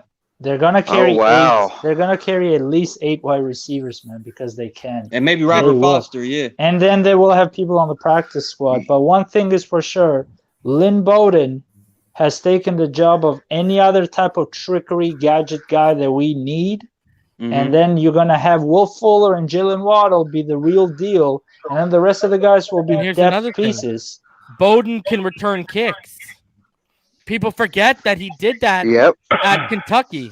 Yep, he sure did. I would love Lynn Bowden on kick return, bro. Fearless. But you know what though? The thing, I don't know how Grant made all pro, because every time a punt return was up, I was holding my breath to see if he was going to muff it or not. Yeah. You know who else? And I agree with that statement I too. gotta hit this. I gotta hit Sos up with this. He said, "I'm late, but Cowboys are called America's team for a reason." Bro, did you see Tom Brady clowning them for being called America's team? Bro, they haven't been America's team since like the early 90s. That's like a fact, bro. Emmitt Smith and Troy Aikman. That's since they won those Super Bowls, bro. They haven't been America's team since the early 90s. I think when Romo lost, when they went 13-3 and they lost first round because of they lost to Green Bay. I think what he means is because they're the Cowboys, right? Cowboys has built America. Yeah, the Cowboys are the New York Yankees. We're not going to get in. We're not going to get into Agreed. We're not going to get into. We're not going to get into who built America because it certainly wasn't Cowboys, bro. Hell, for me, the Miami Dolphins are America's team. How about that? I like that. Bro, I can make the argument that On the name alone, let alone the success they've had for the past 20 years, the Patriots are America's team. Oh no, they are. They are. They are currently. They're red, white, and blue as well. And you know what? That was the first time I ever thought football might have been fixed when the Patriots won in 2001. 2001. Yes. That was the first time I was like, What, the tuck rule? The tuck rule, you don't think That's it was crazy you say that. You don't think that was we already know the ridiculous NFL's call in the history of football will always be the tuck rule, where the game was over and they're like, well, we have conclusive evidence that it ain't. What? And then 8 years later, they're like, or 10 years later, they're like, yeah, we screwed up that call. No shit. All right, just roll over. I like that SoFi Stadium. Looks good. LA. I love Raiders. Somebody on the NFL. I just seen notification come up. I don't know who it was, but somebody on NFL.com just gave Miami a record prediction after the schedule drop. What I are don't they care. giving? Raiders Stadium. I can't see it because if I click on it, I'm gonna get kicked off of here. I'm on my phone. Who cares? Reason. People forget though. Remember what you said about Raekwon Davis, who he's going to be like? He's going to be all over the defensive line. Yeah, I made him before when he was coming out. My confirm was Chris Jones. And what does Chris Jones do? Inside out, all over. That's true. Somebody mentioned that our guy Jakeem Grant was a Pro Bowler last year, or an All-Pro, whatever. You know who he was? He was an All-Pro kick returner. You know who else was a Pro Bowler? Eric Flowers. And you saw what happened with that, right? The previous year. We got him, and he was complete trash. So, like, that Pro Bowl crap, like, forget No, that. I'm not talking Pro Bowl. He was all pro. But any one of those accolades means absolutely not. It's all about the fit. All pro means something. All pro means that something. means something. All pro means something. Pro Bowl don't mean fuck all. I agree. Yeah, all pro. So that all pro and Raekwon made the all rookie team. He made the Pro Football Writers of America all rookie team. So all the pro football, all the people who are like you guys see, my boy Kevin Dern comes up here. He's on the Pro Football. He's part of Pro Football Writers of America. I mean, they say the Pro Bowl is a popularity contest. It is. Yep. But the All Pro has nothing to do with that, bro. That's literally based on like play. Yeah, like Richmond Webb. Richmond Webb is on the 1990s All Pro, All Decade team. Right. Something like that. I still don't see how that man's not in the Hall of Fame. It's the biggest you know why? I I talk about because tackles don't have sexy stats. So if you don't win a Super Bowl, you know what I mean? And I think Zach Thomas should be in there. Yeah. But here's the difference between Zach Thomas and Richmond Webb. You cannot talk about the left tackle position in the 90s without talking about Richmond Webb. I can talk about middle linebackers in the 2000s without talking about Zach Thomas because Ray Lewis was around, et cetera, et cetera. There were guys there that were around. That's the difference between them. My issue with it is they already let Brian Urlacher in, and I've seen the stats and the numbers, and Zach was better. But what does Urlacher have? Right? I go back to what I said. He's got the sexy stats. He's got more of them. But he also has a Super Bowl when Devin Hester returned the kickoff return. He has a Super Bowl appearance. You don't have a right. Yeah, Brian Urlacher is strictly by accolades, Pro Bowls, All Pros, stats, Super Bowl appearances. But I think the city matters too, Zach right? had a lot of that. The city matters too. Yeah. Zach had a lot of Pro Bowls, but I think he was All Pro maybe like once or twice, if I can recall. But Brian Urlacher, even early on in his career, he was looked on as a phenom at linebacker. So but you know what the difference is? I'm just biased with Zach. I tell you this. It's a sexy. So okay, Zach Thomas was a 5-time first-team All-Pro. Urlacher was a 4-time. Urlacher was an 8-time Pro Bowler. Zach was a 7. But again, I go back. I tell you guys the sexy stats. What are sexy stats for defensive players? sacks, interceptions, and sacks. interceptions, right? Well, okay. Zach I Thomas thought had Zach had more interceptions. no. Zach had 20.5 sacks. Urlacher had 41.5 interceptions. Urlacher had 22. Zach had 17. Oh, it's so close. That's still a lot of picks, though, bro. Especially the middle linebacker back then. Yeah. Dude. He has 60 more solo tackles than Urlacher. And check this out. He has 313 more tackle assists. Exactly why I'm saying he should be in the Hall of Fame right No, but next to didn't you hear when I had my boy Ryan Roberts up here? He said for some reason, especially like on Twitter and stuff, the media hates on Zach Thomas. Hey, but let me ask you this. What? Let me He's ask such you a this. good person. Guy. Hey, Reese. Yeah, there's a lot of media hype when it comes to Urlacher too. I was Reason, born and raised in Chicago. They was hyping him up big time out there. Hey, Reason, how many touchdowns do they have though? Because I always saw Zach finding it. They each have 4. They each have 4. Okay. Yep.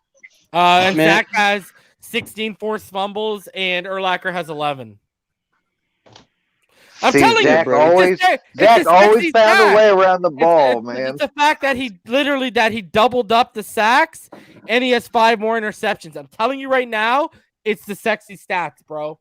That's the problem. I think instead of being a pure tackling here's machine. Here's what a lot of people don't realize.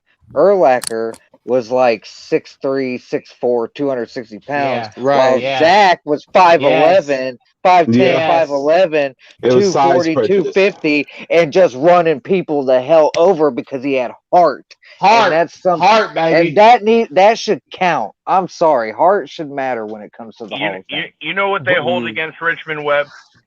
They hold Dan Marino's quick release against Richmond Webb. No, they hold the fact that Dan never won a Super Bowl against Richmond Webb. Yeah. See, the thing is, Joe Thomas never even came close to sniffing the playoffs, and he made it, right? So there is some double standards going on.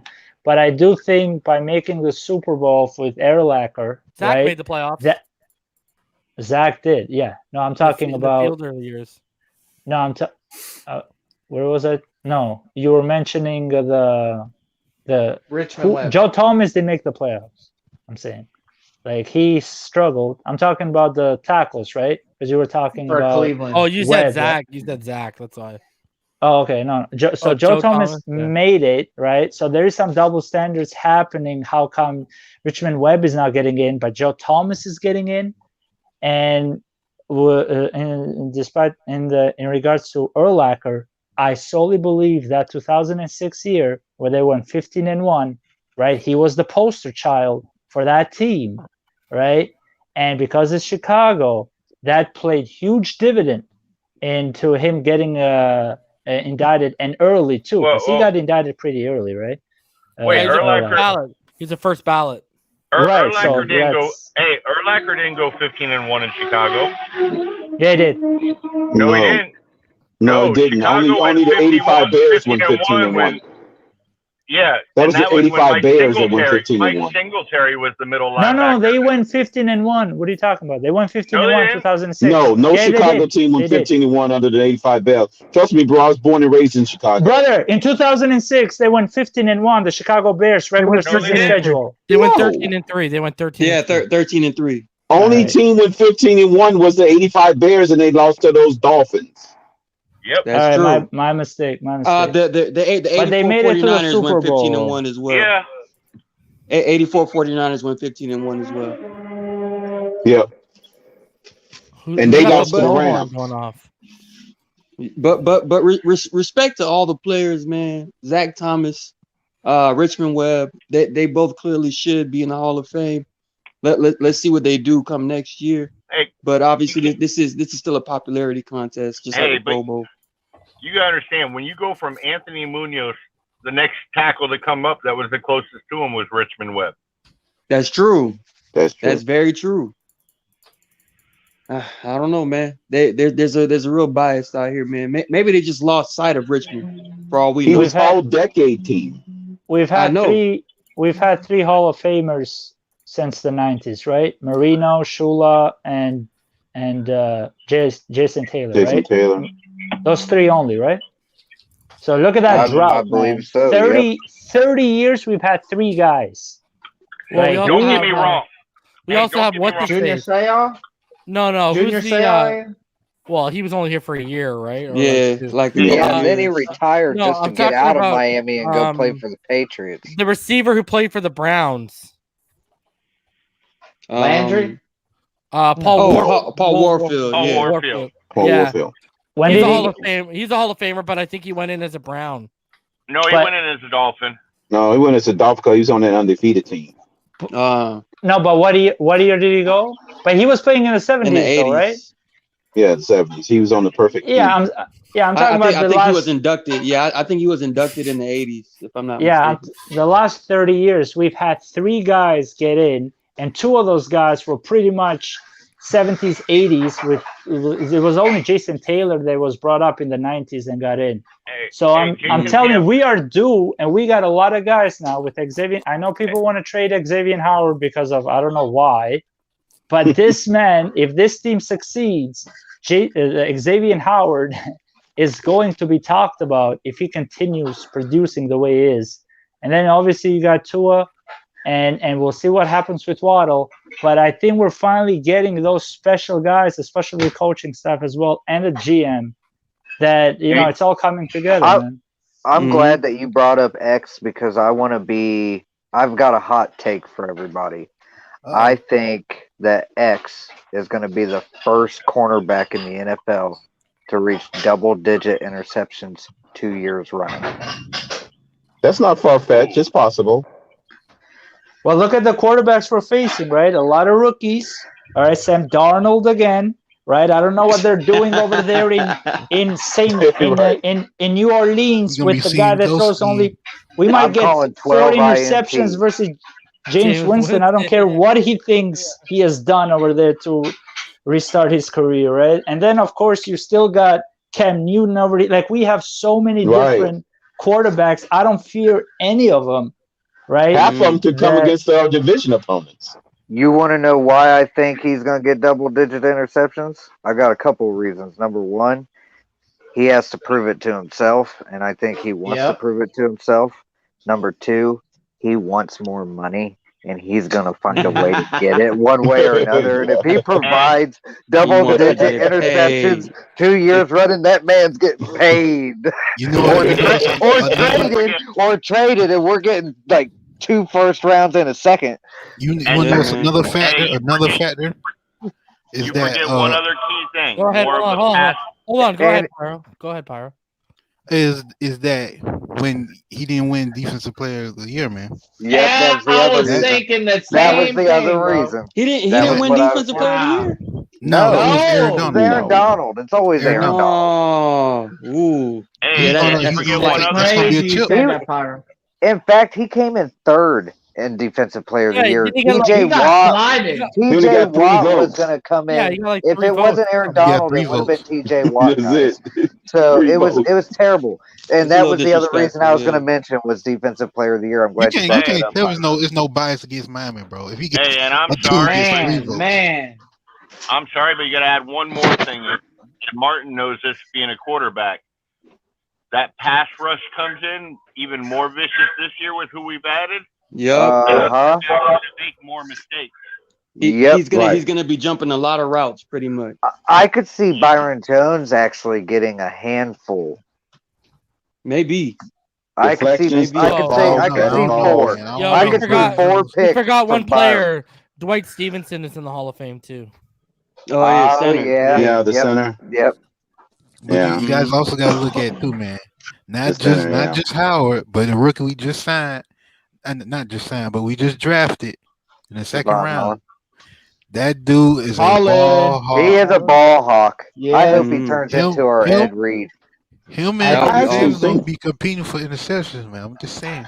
I think indirectly, the biggest impact to our turnovers will be our offense being explosive, and all of a sudden teams are trailing and they need to make big plays, and our guys are going to instead of them like, hey, we know their offense can't do anything, we don't have to risk it, Now it's like, hey, we got to keep up with that. The defense can pin their ears back, basically. Right, man. Like, and here's the other thing.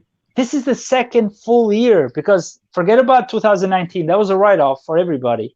So 2020, but it wasn't a complete year. This is the team, like, they know their identity. It's not like week 1 in 2020 where the defense were still like iffy and a lot, where they were figuring themselves out That's the true. first 4 weeks. That's right? true. Mhm. And we're gonna come like with those 3 preseason games in the off season. Come week 1, we'll be ready defensively, man. With the rookies. Javon Holland had 9 interceptions in 2018 and 2019, and that was the 3rd most in the FBS over those 2 years. And Holland in 2019 was one of only 12 FBS players that recorded at least 65 tackles and 4 interceptions. But the other thing is, look at those interceptions. Player. Just look at the game. Like, if you see all of his 9 interceptions, those are all NFL type interceptions. You don't have to where tell he's me. hawking it. Like, he's It's not. he's reading the plays. And I was talking about this kid last summer, and I dropped a video in October that he was in that had highlights in it, bro. I was the only guy in the Dolphins community talking about this kid. Yep. Half of these motherfuckers out here didn't even know who he was when we drafted him. You know what I also like about Holland, man? Just real quick, Todd. What I like about him, he's not afraid to put his nose in the play, bro. Yeah, he's Canadian. He's afraid. He's not afraid. Canadian, baby. We try not to hold it against him. All right, this man RD, he just ruins everything. Now, Pyro, you're absolutely correct. He's one of the most aggressive defensive players. Man. That's what I've I seen want. in the last like 3-4 years coming out of the draft, bro. That's why I want Martin. He wants to tackle people. He really wants to tackle and that's people. Who was my comp for him? And do you remember what my comp was for him? Anyone who's been paying attention to me? Buda Baker? Who Jamal Adams. Oh, Jamal. Jamal Adams can intercept. Right. That makes it even better. In terms of the versatility. Yeah. Right. So he's this guy played the box, single high, nickel, and he played boundary for Oregon. That's a good comp, bro. Because Jamal Adams was a vicious tackler coming out of LSU. Who you could use anywhere. You could put anywhere, bro. Hey, but now you add in that extra wrinkle of him being a ball hawk. Yeah. Bro, this is a complete safety, bro. Yeah, I would say he'll be better. This is one of the most complete safeties in a while, bro. I would say he'll be better than Jamal. Could be. See him what that rookie that we should have had was to Tampa? Oh, Antoine. Yeah, Winfield. can you see him being our Winfield this year? Going back there making plays? Potentially, yeah. He's gonna get all the opportunities. Why not? Bro. He's got a better secondary than Tampa. Why not? That's true. Better coaching staff when it comes to defense in Tampa. Why not? When you have two, Tampa has a pretty good defensive coach. Though. I'll see balls and I'll raise you a flow, man. Like, I'm telling you the truth. Flo is a DB guru, man. I think Todd. I believe Tampa was looking at how we played Kansas City, and they game plan, bro. Accordingly, that's what I think they did. That's a great point. And they got edge rushers in Tampa, right? Those edge rushers help so much with everything else. But RD, you realize who we just drafted, right? Jaylen Phillips. So we're gonna be good now. Yeah, I'm saying Jaylen Phillips, and I keep mentioning this, and I use the term from Damien. He is one of those pass rushers that can organically create pressure. No schematics involved. He can put pressure, right? When you have Byron Jones on one side, Xavier Howard on the other side, and you're generating pressure, the quarterback you have to be smart. That means you're not going to be tossing it to the left randomly, or you're not going to be tossing it to the right randomly. You're going to try to work that middle. And Javon Holland, his greatest attribute is reading a quarterback that panics. So I'm just saying, this kid might mess around and get double-digit picks, bro. Like just based off of the pieces that are in place from the front that's bringing the pressure, and then obviously the two highest paid corners in the league on the same look. This is going to be an interesting defense, bro. Like they're lining up to be one of the better defenses in recent memory.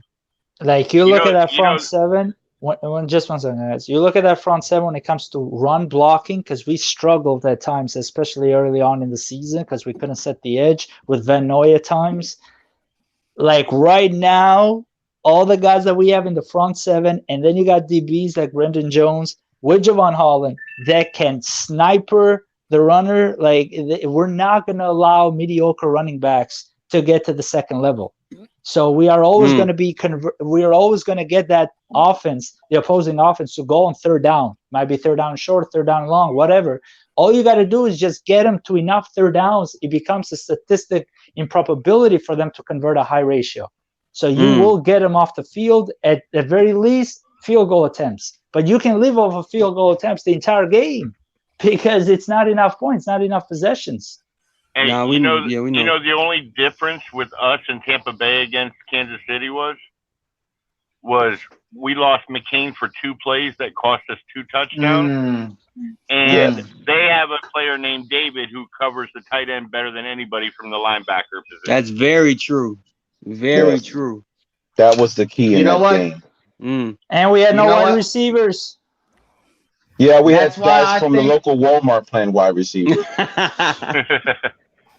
That's why I truly feel like this Dolphin. That's more than enough. I truly feel like this Dolphin team is gonna be like the Dolphin Godfather Reason says, like Shang Tsung, and we're gonna be taking teams' souls with his defense and lighting it up with our offense. We're gonna rip their hearts from their chest, bro. Fatality. If Will Fuller has a solid season in Miami this year, do you see him walking or re-signing for a big contract? If who? Will Fuller. I don't know if we're gonna pay him like $18 million a year. That's what worries me. I don't think he's going to have a big year. He's going to have a role, and if he makes that role, he fulfills that role, we're happy with that. And who knows? I have also thought about this, that they could have signed him to a 1-year handshake agreement, basically saying, "Wink, wink. If you ball out, we'll pay you," because they'll be moving off DVP and stuff. That's what I was thinking. Yeah, I think that's the long-term plan reason. Next year, they're predicting us to have like $59 million in cap space. Yep. So if you look at it like that, we have after the Bobby McCain, we have $49 million. All right, so you look at that. I think if he puts out a big year, I think you might see Devontae go and him stay. Wait, you say after Bobby McCain we have 40? What? We went down? They said 59, so now we have 40. We had $42 million before the Bobby McCain, and then we're up to 49 after Bobby. DDW had it listed that we were at 59. Well, he had it wrong because it was brought out by Barry Jackson and all those guys after we made the moves. Hey, that works for me still, though. That still puts us up in the top. That's if it doesn't go up. We can get this is on a $195 million cap. I think if we do extra cuts, we can get it up to like 62 or 65. Fedulum, baby. Grant. All I know is we're paying DVP way too much money. Yeah, he's not producing. Oh, Darth Vader, $299. If Javonte was there at 36, you still take Holland. No, I just draft. This is what I would have done. I draft Javonte, I trade back up for Holland, and then at 81, I would have taken Spencer Brown. Right. That's perfect. I mean, this draft. And you know what? It would have looked a lot better trading up for Holland than Eichenberg. And this draft, definitely, most definitely, true. And this draft, if you think of it like this, if the running back you got hurt or never materialized or whatever, it was a bust, whatever, then this draft we hit it out of the park because all the other picks we got to steal, right? Like if you got Najee Harris and things didn't work out for whatever reason, the other guys that you have with all the other picks, you got to steal in all of them. So that's just how you paid a premium to make sure that you get the guys you want, and that's Najee's good. Najee's gonna ball out in Pittsburgh, bro. Yeah, O-line, baby, O-line. I'm not fearing that O-line. You think with that O-line? Yeah, they got young kids coming up, bro. Right. They're young. Yeah. They're young in Pittsburgh at the offensive line, but I think the coaches believe in them because Obviously, the entire O line from years past were all pretty much like 4 or 5 year veterans, right? So now that most of them retired or moved on, bro, they have young guys in there right now. Okay. Where all they need is experience, but they're all really solid. They got that players. Cleveland defense and the Ravens defense get to ready. worry about. Get ready, so. Damien. Yeah. Hey, I'm just happy he ended up in Pittsburgh and not Buffalo. True. Yeah, I'll take Pittsburgh over Buffalo. I'm glad they didn't even pick up a running back. Yeah, bro, get a running back. I'm happy they took Gregor Rousseau over Javonte Williams. Yes. Oh, bro, Lord, and then they turn around and they draft Carlos Basham. Like, what are you fucking doing over there, bro? And you drafted Epinesa, you drafted AJ Epinesa last year. What the hell is going on? And I'm glad Chicago traded up to 11 to get Justin Fields instead of Fields falling to New England at 15. And so Willie noodle arm. Willie makes a good point too, Martin. Mm-hmm. Well, he didn't make the point, but he brought it to my attention because he said getting Freiermuth and Najee's awesome. Freiermuth's going to help with the blocking too, bro. Yeah. He's a fantastic blocker, bro. There's a reason why they call him Baby Gronk. And he's going to play a lot of special teams, right? Like, again, special teams, we're going to be really deep and very talented. Freiermuth, in my opinion, was the best tight end in this draft. Not because, I have something out on Kyle Pitts. Kyle Pitts is a former quarterback transition to tight end. But Pat Freiermuth, if you look back at his Penn State film, it's amazing. It's like okay, this the right. I was like, he's the best tight end, but bro, you don't even got to go back and watch all of Pat Freiermuth's tape. Just go watch every rep he took in the red zone. That guy's unstoppable. Yeah. In the red zone. Better than Gesicki. Hey, absolutely. How fast can he? You could say Pitts is the best offensive weapon, but Freiermuth was the best tight end. Yes. That's a better way of how fast can they all solve? How fast can they all solve on a Rubik's Cube when there's an audible called in the end zone? I mean, the red zone. Honestly, Hunter Long's IQ is actually a positive because when you talk about transitioning into the NFL, he's the poor man's Pat Freiermuth of this draft. Right. He's a Hunter Long is a solid tight end. That's a good comp, by the way. If we move off of Mike Gesicki, Hunter Long is going to seamlessly transition into our starting role, and I believe he's a better blocker. He's a better route runner too. Yep, and I think he's going to make more solid plays for us. Not saying he can't make acrobatic catches. Gesicki offers you more in terms of contested catches and after the catch. Yeah. He's a more dynamic tight end, but hey, Martin, he's a steam route runner. I would rather go ahead and just go, get Gesicki for the 1 year, $9 million next year. Yeah, you want to tag him? Yeah, tag him and get rid of Smythe, because then you have Smythe blocking with better ball skills.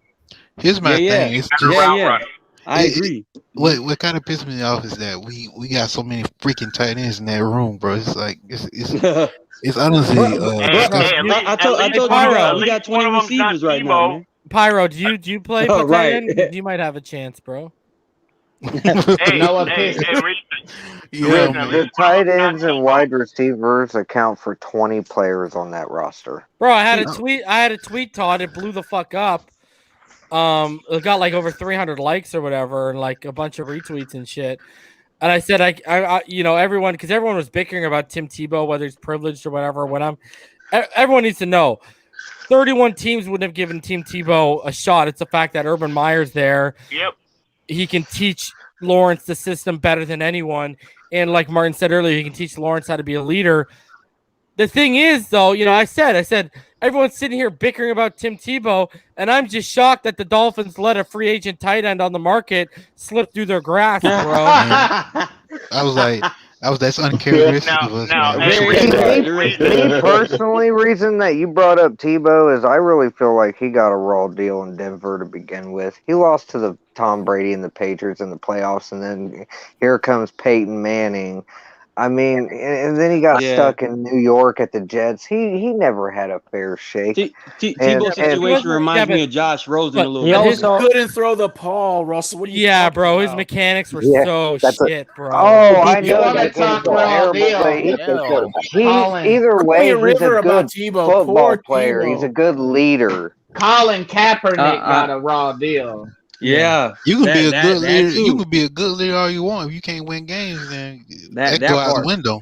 Josh Rosen got a raw deal after Yeah, six that- teams tried him and couldn't put him on the practice squad. You do know why Miami never signed Kaepernick, right? There was from my vantage point, there was an issue with Kaepernick and Kiko Alonso. I think No. there was something going on there. No. This was with the Cubans, When Kaepernick was down in Miami after a game, he wore a shirt supporting Fidel Castro. Yeah. Armando went off. But that's why Kiko was opposed to Kaepernick coming to the team. But with how many Cubans are down in Miami, that would have never flown.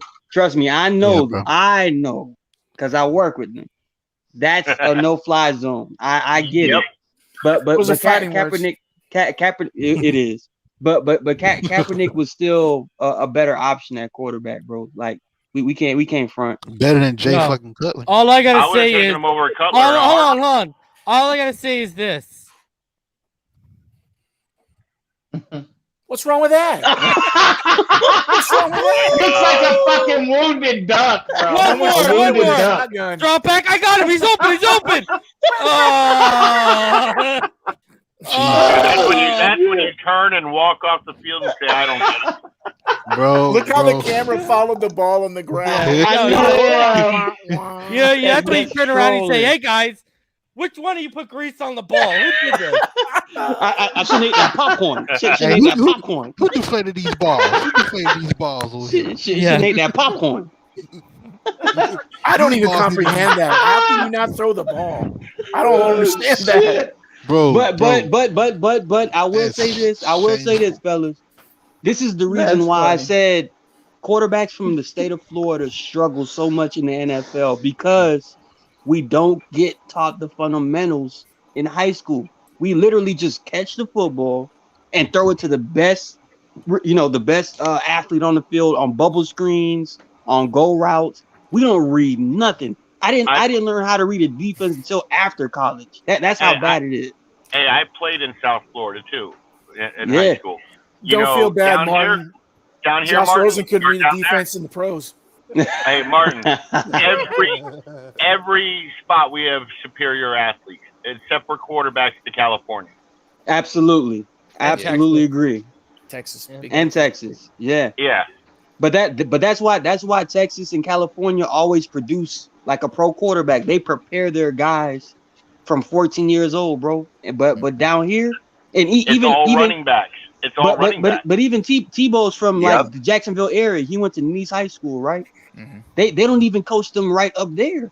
You know, it's like, damn, bro. Like, how are we ever gonna produce that guy? Like, even when you see Lamar Jackson, he's one of the craziest anomalies I've ever seen, because he's an ultra athlete, but he can still make plays in the passing game. But obviously, he still has things to work out. But they don't teach us this from high school. So when you see a Tim Tebow on that video, that wasn't even a duck, bro. That was like, bro. That was. I'm not sexist or nothing, but a girl can throw a ball better than that, bro. Like on some real stuff. But Martin, come on now. I know you're right about the fundamentals here, in Florida, but they at least touch out a fucking throw a fucking football. I know,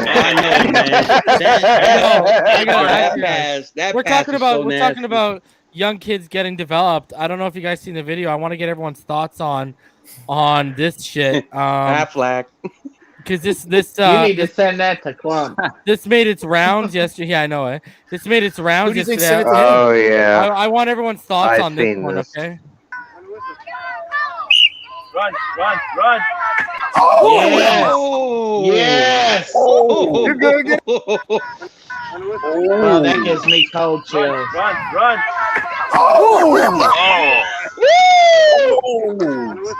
They look like green. Run.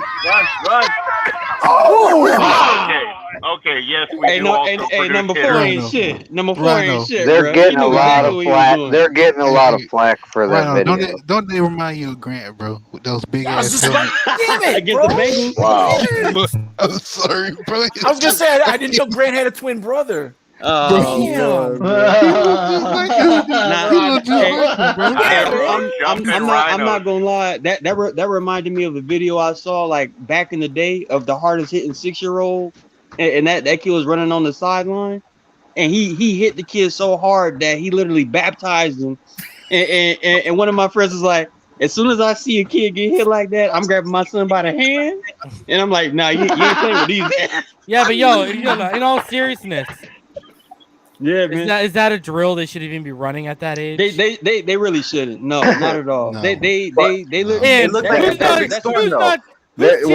That's what's going around who's right now. teaching that kid to tackle that high? Man.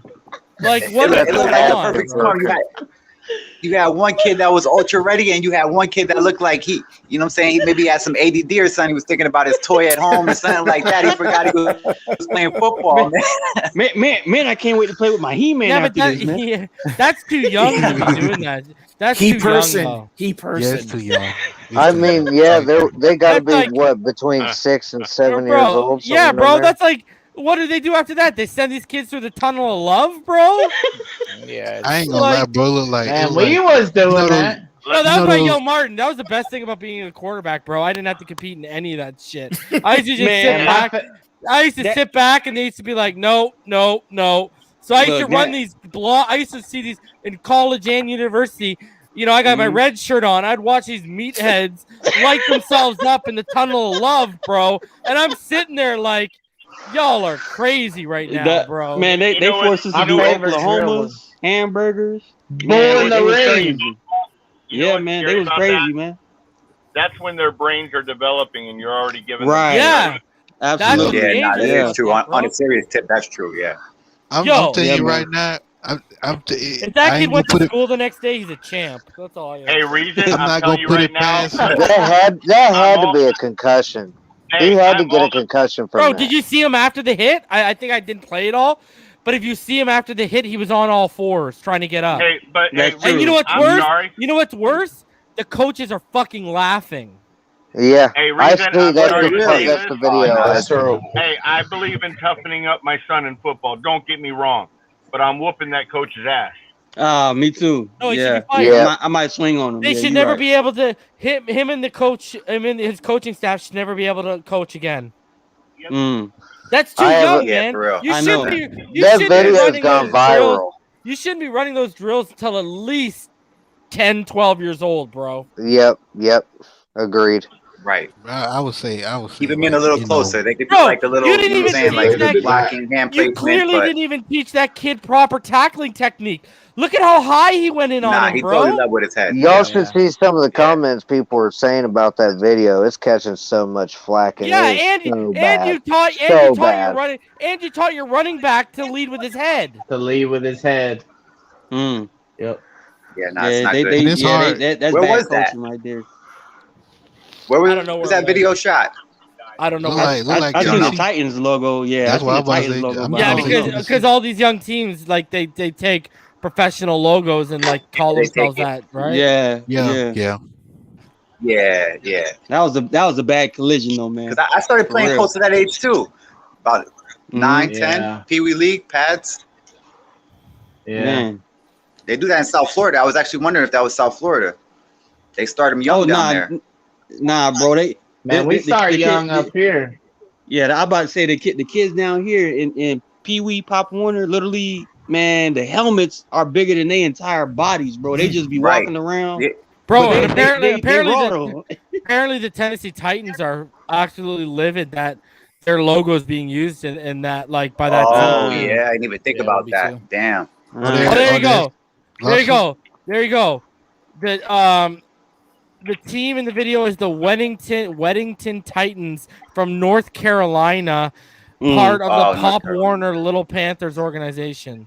Oh shit! Yeah, that's not gonna end well. They're Have you guys they're in trouble. Those coaches are in trouble. have you guys Yeah, not bro. seen the show Dude, Friday Night dude. Tights? One Oh, of yeah. one of the coaches told the kid, "You're good. Get up." Wow. Yeah, he's crazy. He's crazy, bro. That's nuts. Yeah, He's that's crazy. crazy. It's a Oh, possible bro. I mean, concussion. Did you see like Sean Merriman and former NFL players chimed in and were like, "Yo, this is child abuse, bro." Oh, definitely. Yeah. I was waiting on one of them to say, I can't wait to Yeah, line up borderline. against that coach. Technically, yeah, it is by definition. Yeah, technically. Look, Bro, and they're Friday, laughing at it and shit. It's disgusting, bro. honestly, Well, I'll make an argument. Friday Night Tights was one of those That's shows crazy. on Netflix that kind of puts you into like what the reality is about, little league football, bro. Like they take it really serious, bro. I'll Like, make an for real. argument. If you're that young and your parents letting you do that, But that's they need to child take it abuse. more serious. If you see somebody Agreed. get a big hit and they're down on all fours, you don't tell them get up. You need to get up. They stay Get down up, for a bro, second, okay. son. You just got to bell run. Relax. Yeah, you know what gotta I'm saying? bring the trainers out there, man. Bring the Get up, trainers man. out. You got get Yeah. up. Come on, that's Not practice at that age. They don't even have trainers there, probably. Oh my. Oh no. Or the One mom, of the like fathers they is gotta probably the mom that brings the fucking cut oranges to practice. right. That's true. Right. Dude, Shout I'm out to telling the you, oranges, man. I'm going to jail that day. Yeah, Oh, man. bro. If that was And I my don't- kid, buddy, if that was my kid, I'm suing them, bro. Shoot. Call me whatever you want. I'm suing them, bro. Dude, Yeah, and man. that might not even have to be my kid to want to whoop the coach's ass. If that's another I know. parent's kid, dude, and then I'll whoop the parent's ass for not going after the coach. Damn, Ty, why you whooping people's asses? It's so violent, Todd. Dude, That's how I want Nah, the bro, if ball. I heard the that laugh, right there, like- if I heard the laugh, that right This there guy's can be like the Todd's like the Oprah of ass whippings, and you get an ass whipping, You get an ass and you get an ass. No, whipping. no, Yeah. hey, Reason, but you know think about the it, that guy, can either you kill know the that. kid or Oh yeah, that- you nailed it on the head, bro. That's the age. I think they're like 6 in that. I think they're 6 or something. Yeah. Their heads are their brains are developing, bro. Yeah, bro, it's gonna fuck him up. yeah. Like think No, of it. not- Anyone who's had children for like the first year and a half of your child's life, they have a soft spot on their head that you can't drop them on. That's true. Exactly. Right. That's true. Right, because the three Right. bones in the head is not joined completely. Yeah, yeah, it's not bro. joint. It ain't- Dude, it ain't you know what's fused. worse? Right. That kid, because of the impact, you could have broke his neck, bro. Yeah. Right. And That was a bad. I That was a Thank bad. God, That was a thank bad. God idea. he landed on his back ADD? because My he was so son- close to my landing on son- his head. Listen, I have a 22-year-old. All right, I didn't see him from the time he was 2 to the time he was 6 because his mom took off. Well, during that time period, something happened to where he got a bruise on his brain that never healed, and now he has seizures. Damn. Yeah. They Damn. don't call him epileptic, but he has enough of them where they have him on the routine like you have epilepsy, and he has them for the rest of his life because of there's a abnormality, something wrong on his brain, like a bruise that never healed from some kind of head trauma that he took. Damn, bro. So if you Sorry think about, about that. come on Yeah. now, but see, that's why I said I would be pissed off because of what I've gone through with my son. Right, man. Yeah, like Reason said, they shouldn't be doing it that early because I made that line joking about ADD, but still, 6-year-old kids, come on, they lose track of their thoughts so fast. Like you can't really train them for high speed impact like that. You know, they start thinking about other things, they forget things. You know what I'm saying? And obviously, that one kid, he wasn't forgetting anything. You know what I'm saying? Right. I think high speed impact should be like restrained from people until like 6th grade or something. Like when you 10, 11 years old, maybe that's when you start doing it. Yeah, middle school. I agree. 6th grade. Middle school. Because once you like you said, you develop puberty. Puberty. Yeah, puberty. As soon as you start growing hair where you ain't never grown hair before, you can hit somebody. Nah, soon you line. find the girls attractive, then you like, you gotta take that aggression out on somebody. You know what I'm Yeah, saying? you like, man, where can I crack back somebody on this Yeah, field? yeah, real yeah, quick? yeah. Yeah, You know, guys, like, when they're just that young, man, you know, they got that childhood, had that innocence and stuff. Just let them have that. You just can't let them. You just can't put that, physicality on them, especially I didn't know on they a young. started that early. That's I know, man. I Yeah, didn't bro. know. I didn't know that when Pyro played, he took his sexual frustration out on other players. That's what I just That's popped what I back in did. to tell you all have a good night. I got to drive home. I was all right. Take it easy, Todd. Take care. bro. I was a guard, bro. Every time D-line came my way, I just hit him with that punch. Pop. Sex with chocolate. Sex with chocolate.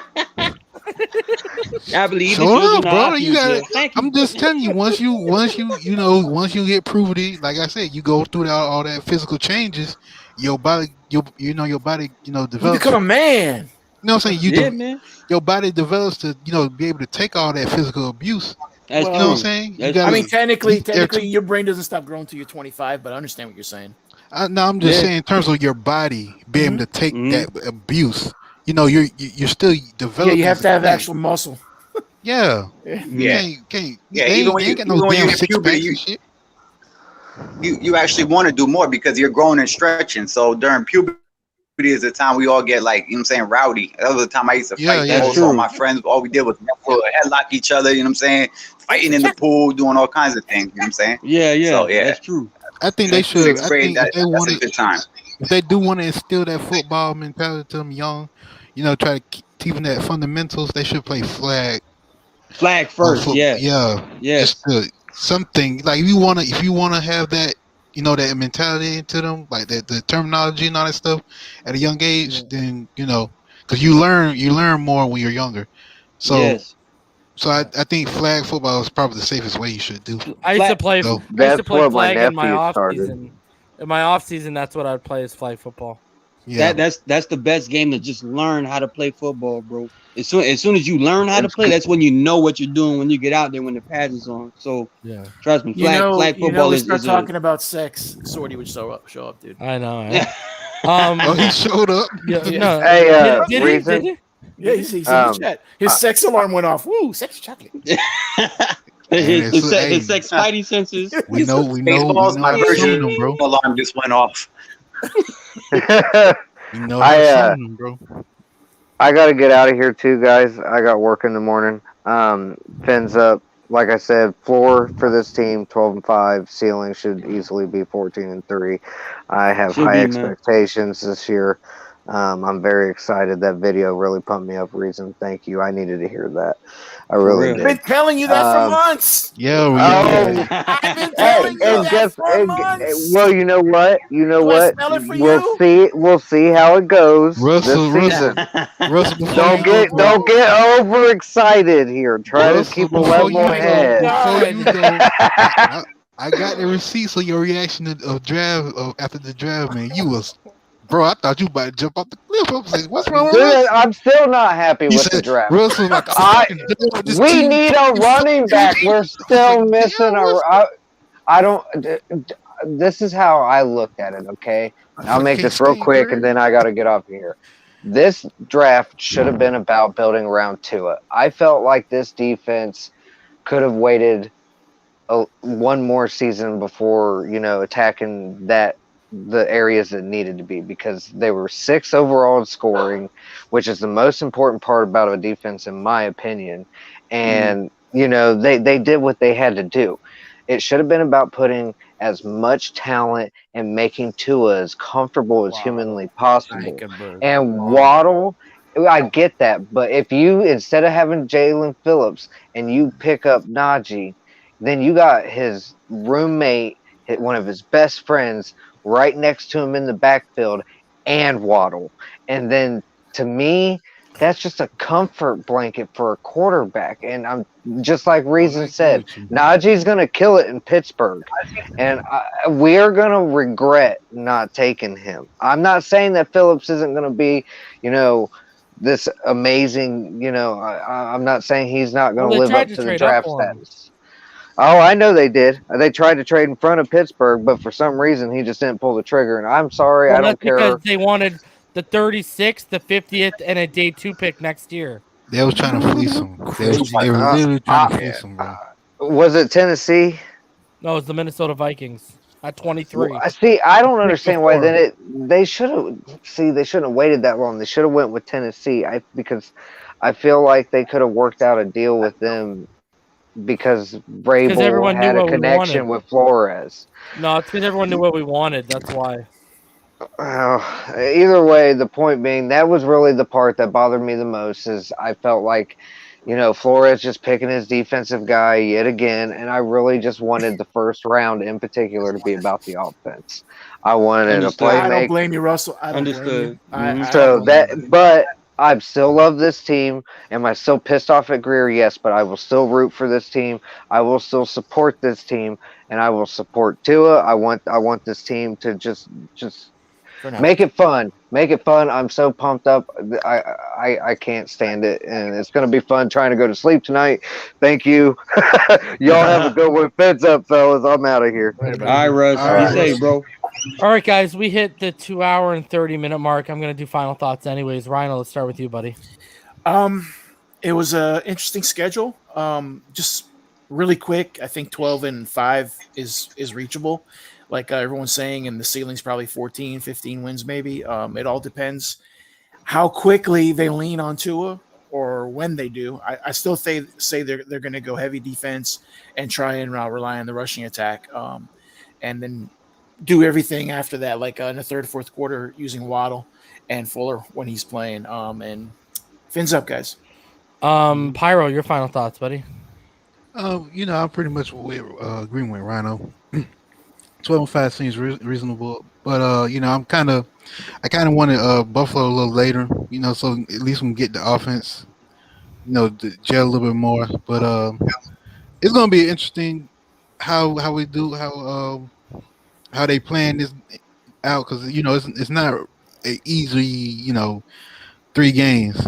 Well, yeah, I would say the Raiders is, but when you got somebody like the Buffalo who's been to the playoffs, who's had that continuity already built within them, I think that how that's right there is going to be the highlight right there for me to see how this team goes moving forward. But fins up. Tony, your final thoughts, buddy. Yeah, I apologize about my connection earlier, but another good show. Reason, appreciate you, man. I would just say, like, I'm not gonna really get too caught up in the numbers as far as the schedule goes this year. I just want to see Tua make that leap, and I really believe he will. And I'm just, like I said, looking forward to really seeing that rhythmic passing, which I believe the offense is gonna be like rhythmic passing. Really Tua just being let loose, and I think they're going to go very hard on the offensive side from the beginning, just because you're going to see the defense not come out slow like last year, because last year, because of COVID, they couldn't hit. Well, they even in their little mini camps, the defensive players were not tackling. So literally when they got on the field for the first game, that was the first contact that any of the defensive players have had. And I think it was said earlier in the show, like, I don't worry about the defensive side of the ball with flow, because whoever brought up that point earlier is absolutely right. You know what I'm saying? Like that style of ball that they play, they bring in young, versatile players, and it's really the system that that everybody's comfortable in and can be moved around. And so so I'm not really worried about the defensive side of the ball, but I just want to remind everybody about this. You know what I'm saying? Like, this year is our year to gel, get to a going, right? And now think about it, going into the following year, we got one of the most cap space rooms coming up. So all we need to really do is identify whatever little that we need to do, little pieces that we need to finish off. We could do that. And the other thing I will say, though, I do think this team is going to make the playoffs. And I think what's going to get us in is our depth. You know what I'm saying? Like, we may not have the shiniest roster out there, but you know what I'm saying, come down to a 17-game season, you know what I'm saying, I really think we got the depth to really make it and to push some of these some of these other teams. So hopefully everybody in our division beats each other up. You know what I'm saying? Hopefully Josh Allen takes a step back this year. I'm not convinced about that, but hopefully it could happen. You never know. But yeah, I'm excited. The only thing I didn't like about the show, Reason, is you got us all pumped up, and now we got to wait 4 more months, bro. But nah, man, I'm really pumped, man. That was, you got the rookie. It's just sad to think we got 3.5 more months to go. You got the rookie thing, man. So you got that to look forward to. Crypto, are you there? Because I know you're. Yeah, I'm here. Can you hear me? Yeah, let's give your final thoughts, buddy. Hey, yeah, I'm fired up for the season.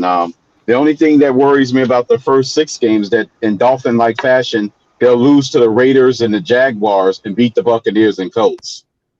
But other than that, I feel pretty confident. I'm actually going to go a little bold. I think our floor is 13-4 and our ceiling is 15-2.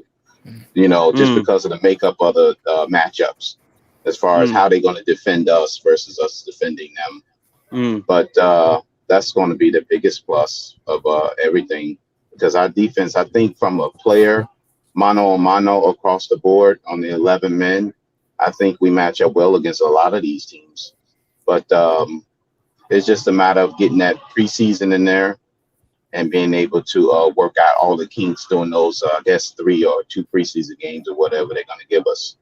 But I think we can work it out in that time period where Tua can gel with his new weapons and our defense to put it all together, because we was top 6 until that Buffalo debacle at the end of the season. Actually, we were number 1 from a point standpoint, but then that 50-something points or whatever kind of blew it out of whack there. 6, yeah. But I think we should be good going into the season. It's just a long 4-month period. You gotta wait 4 months just for it to come to fruition. But I think we'll get there. Flores pretty much said he's finished building the team. It's just a matter of getting the chemistry there. Hey, here's another thought for everybody to think on, to chew on this. This is a little mental masturbation for us to think about. Think about who's going to be our 32nd pick next year's draft. Whenever you get down, just think about that. Just use that as an exercise. You know what the 32nd pick means. So think about who's going to be our 32nd pick next year as a form of exercise. Yeah. Hey, Reason, he reminded me of something I want to say. Can I make one more little quick? Do you mind?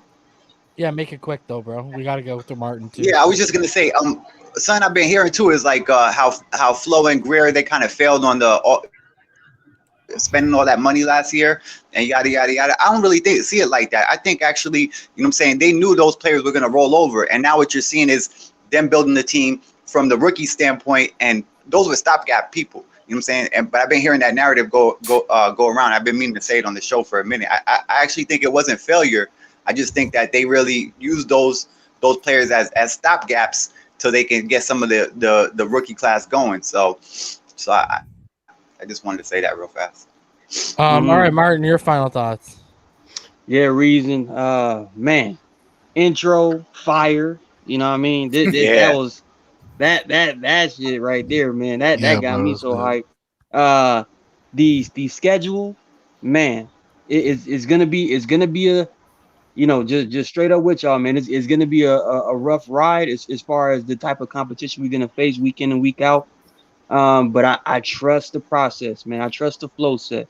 I trust Brian Flores. I trust that Tua, from his trainer's perspective, is getting ready for war. And trust me when I say it's a lot of people got to pay, man. A healthy Tua is a more confident Tua, and a more confident Tua is a Super Bowl contender, man. That's what we're gonna have to roll with, man. Cause we got to do it, man. That got to be on a shirt, man. I'm just saying. But great to see that things are slowly but surely coming together. Everything looks like it's like how you're saying, divine intervention. Everything's lining up in place. Let's just pray to whoever it is that we pray to. Keep our composure. And when things get going the right way, fellas, I can't just promise this from y'all, but I want y'all to try to just not throw it in everybody's faces, because I'm just saying the tides can turn. The tides can turn quick. Hard. I know it's gonna be hard. That's why I'm throwing it out there right now.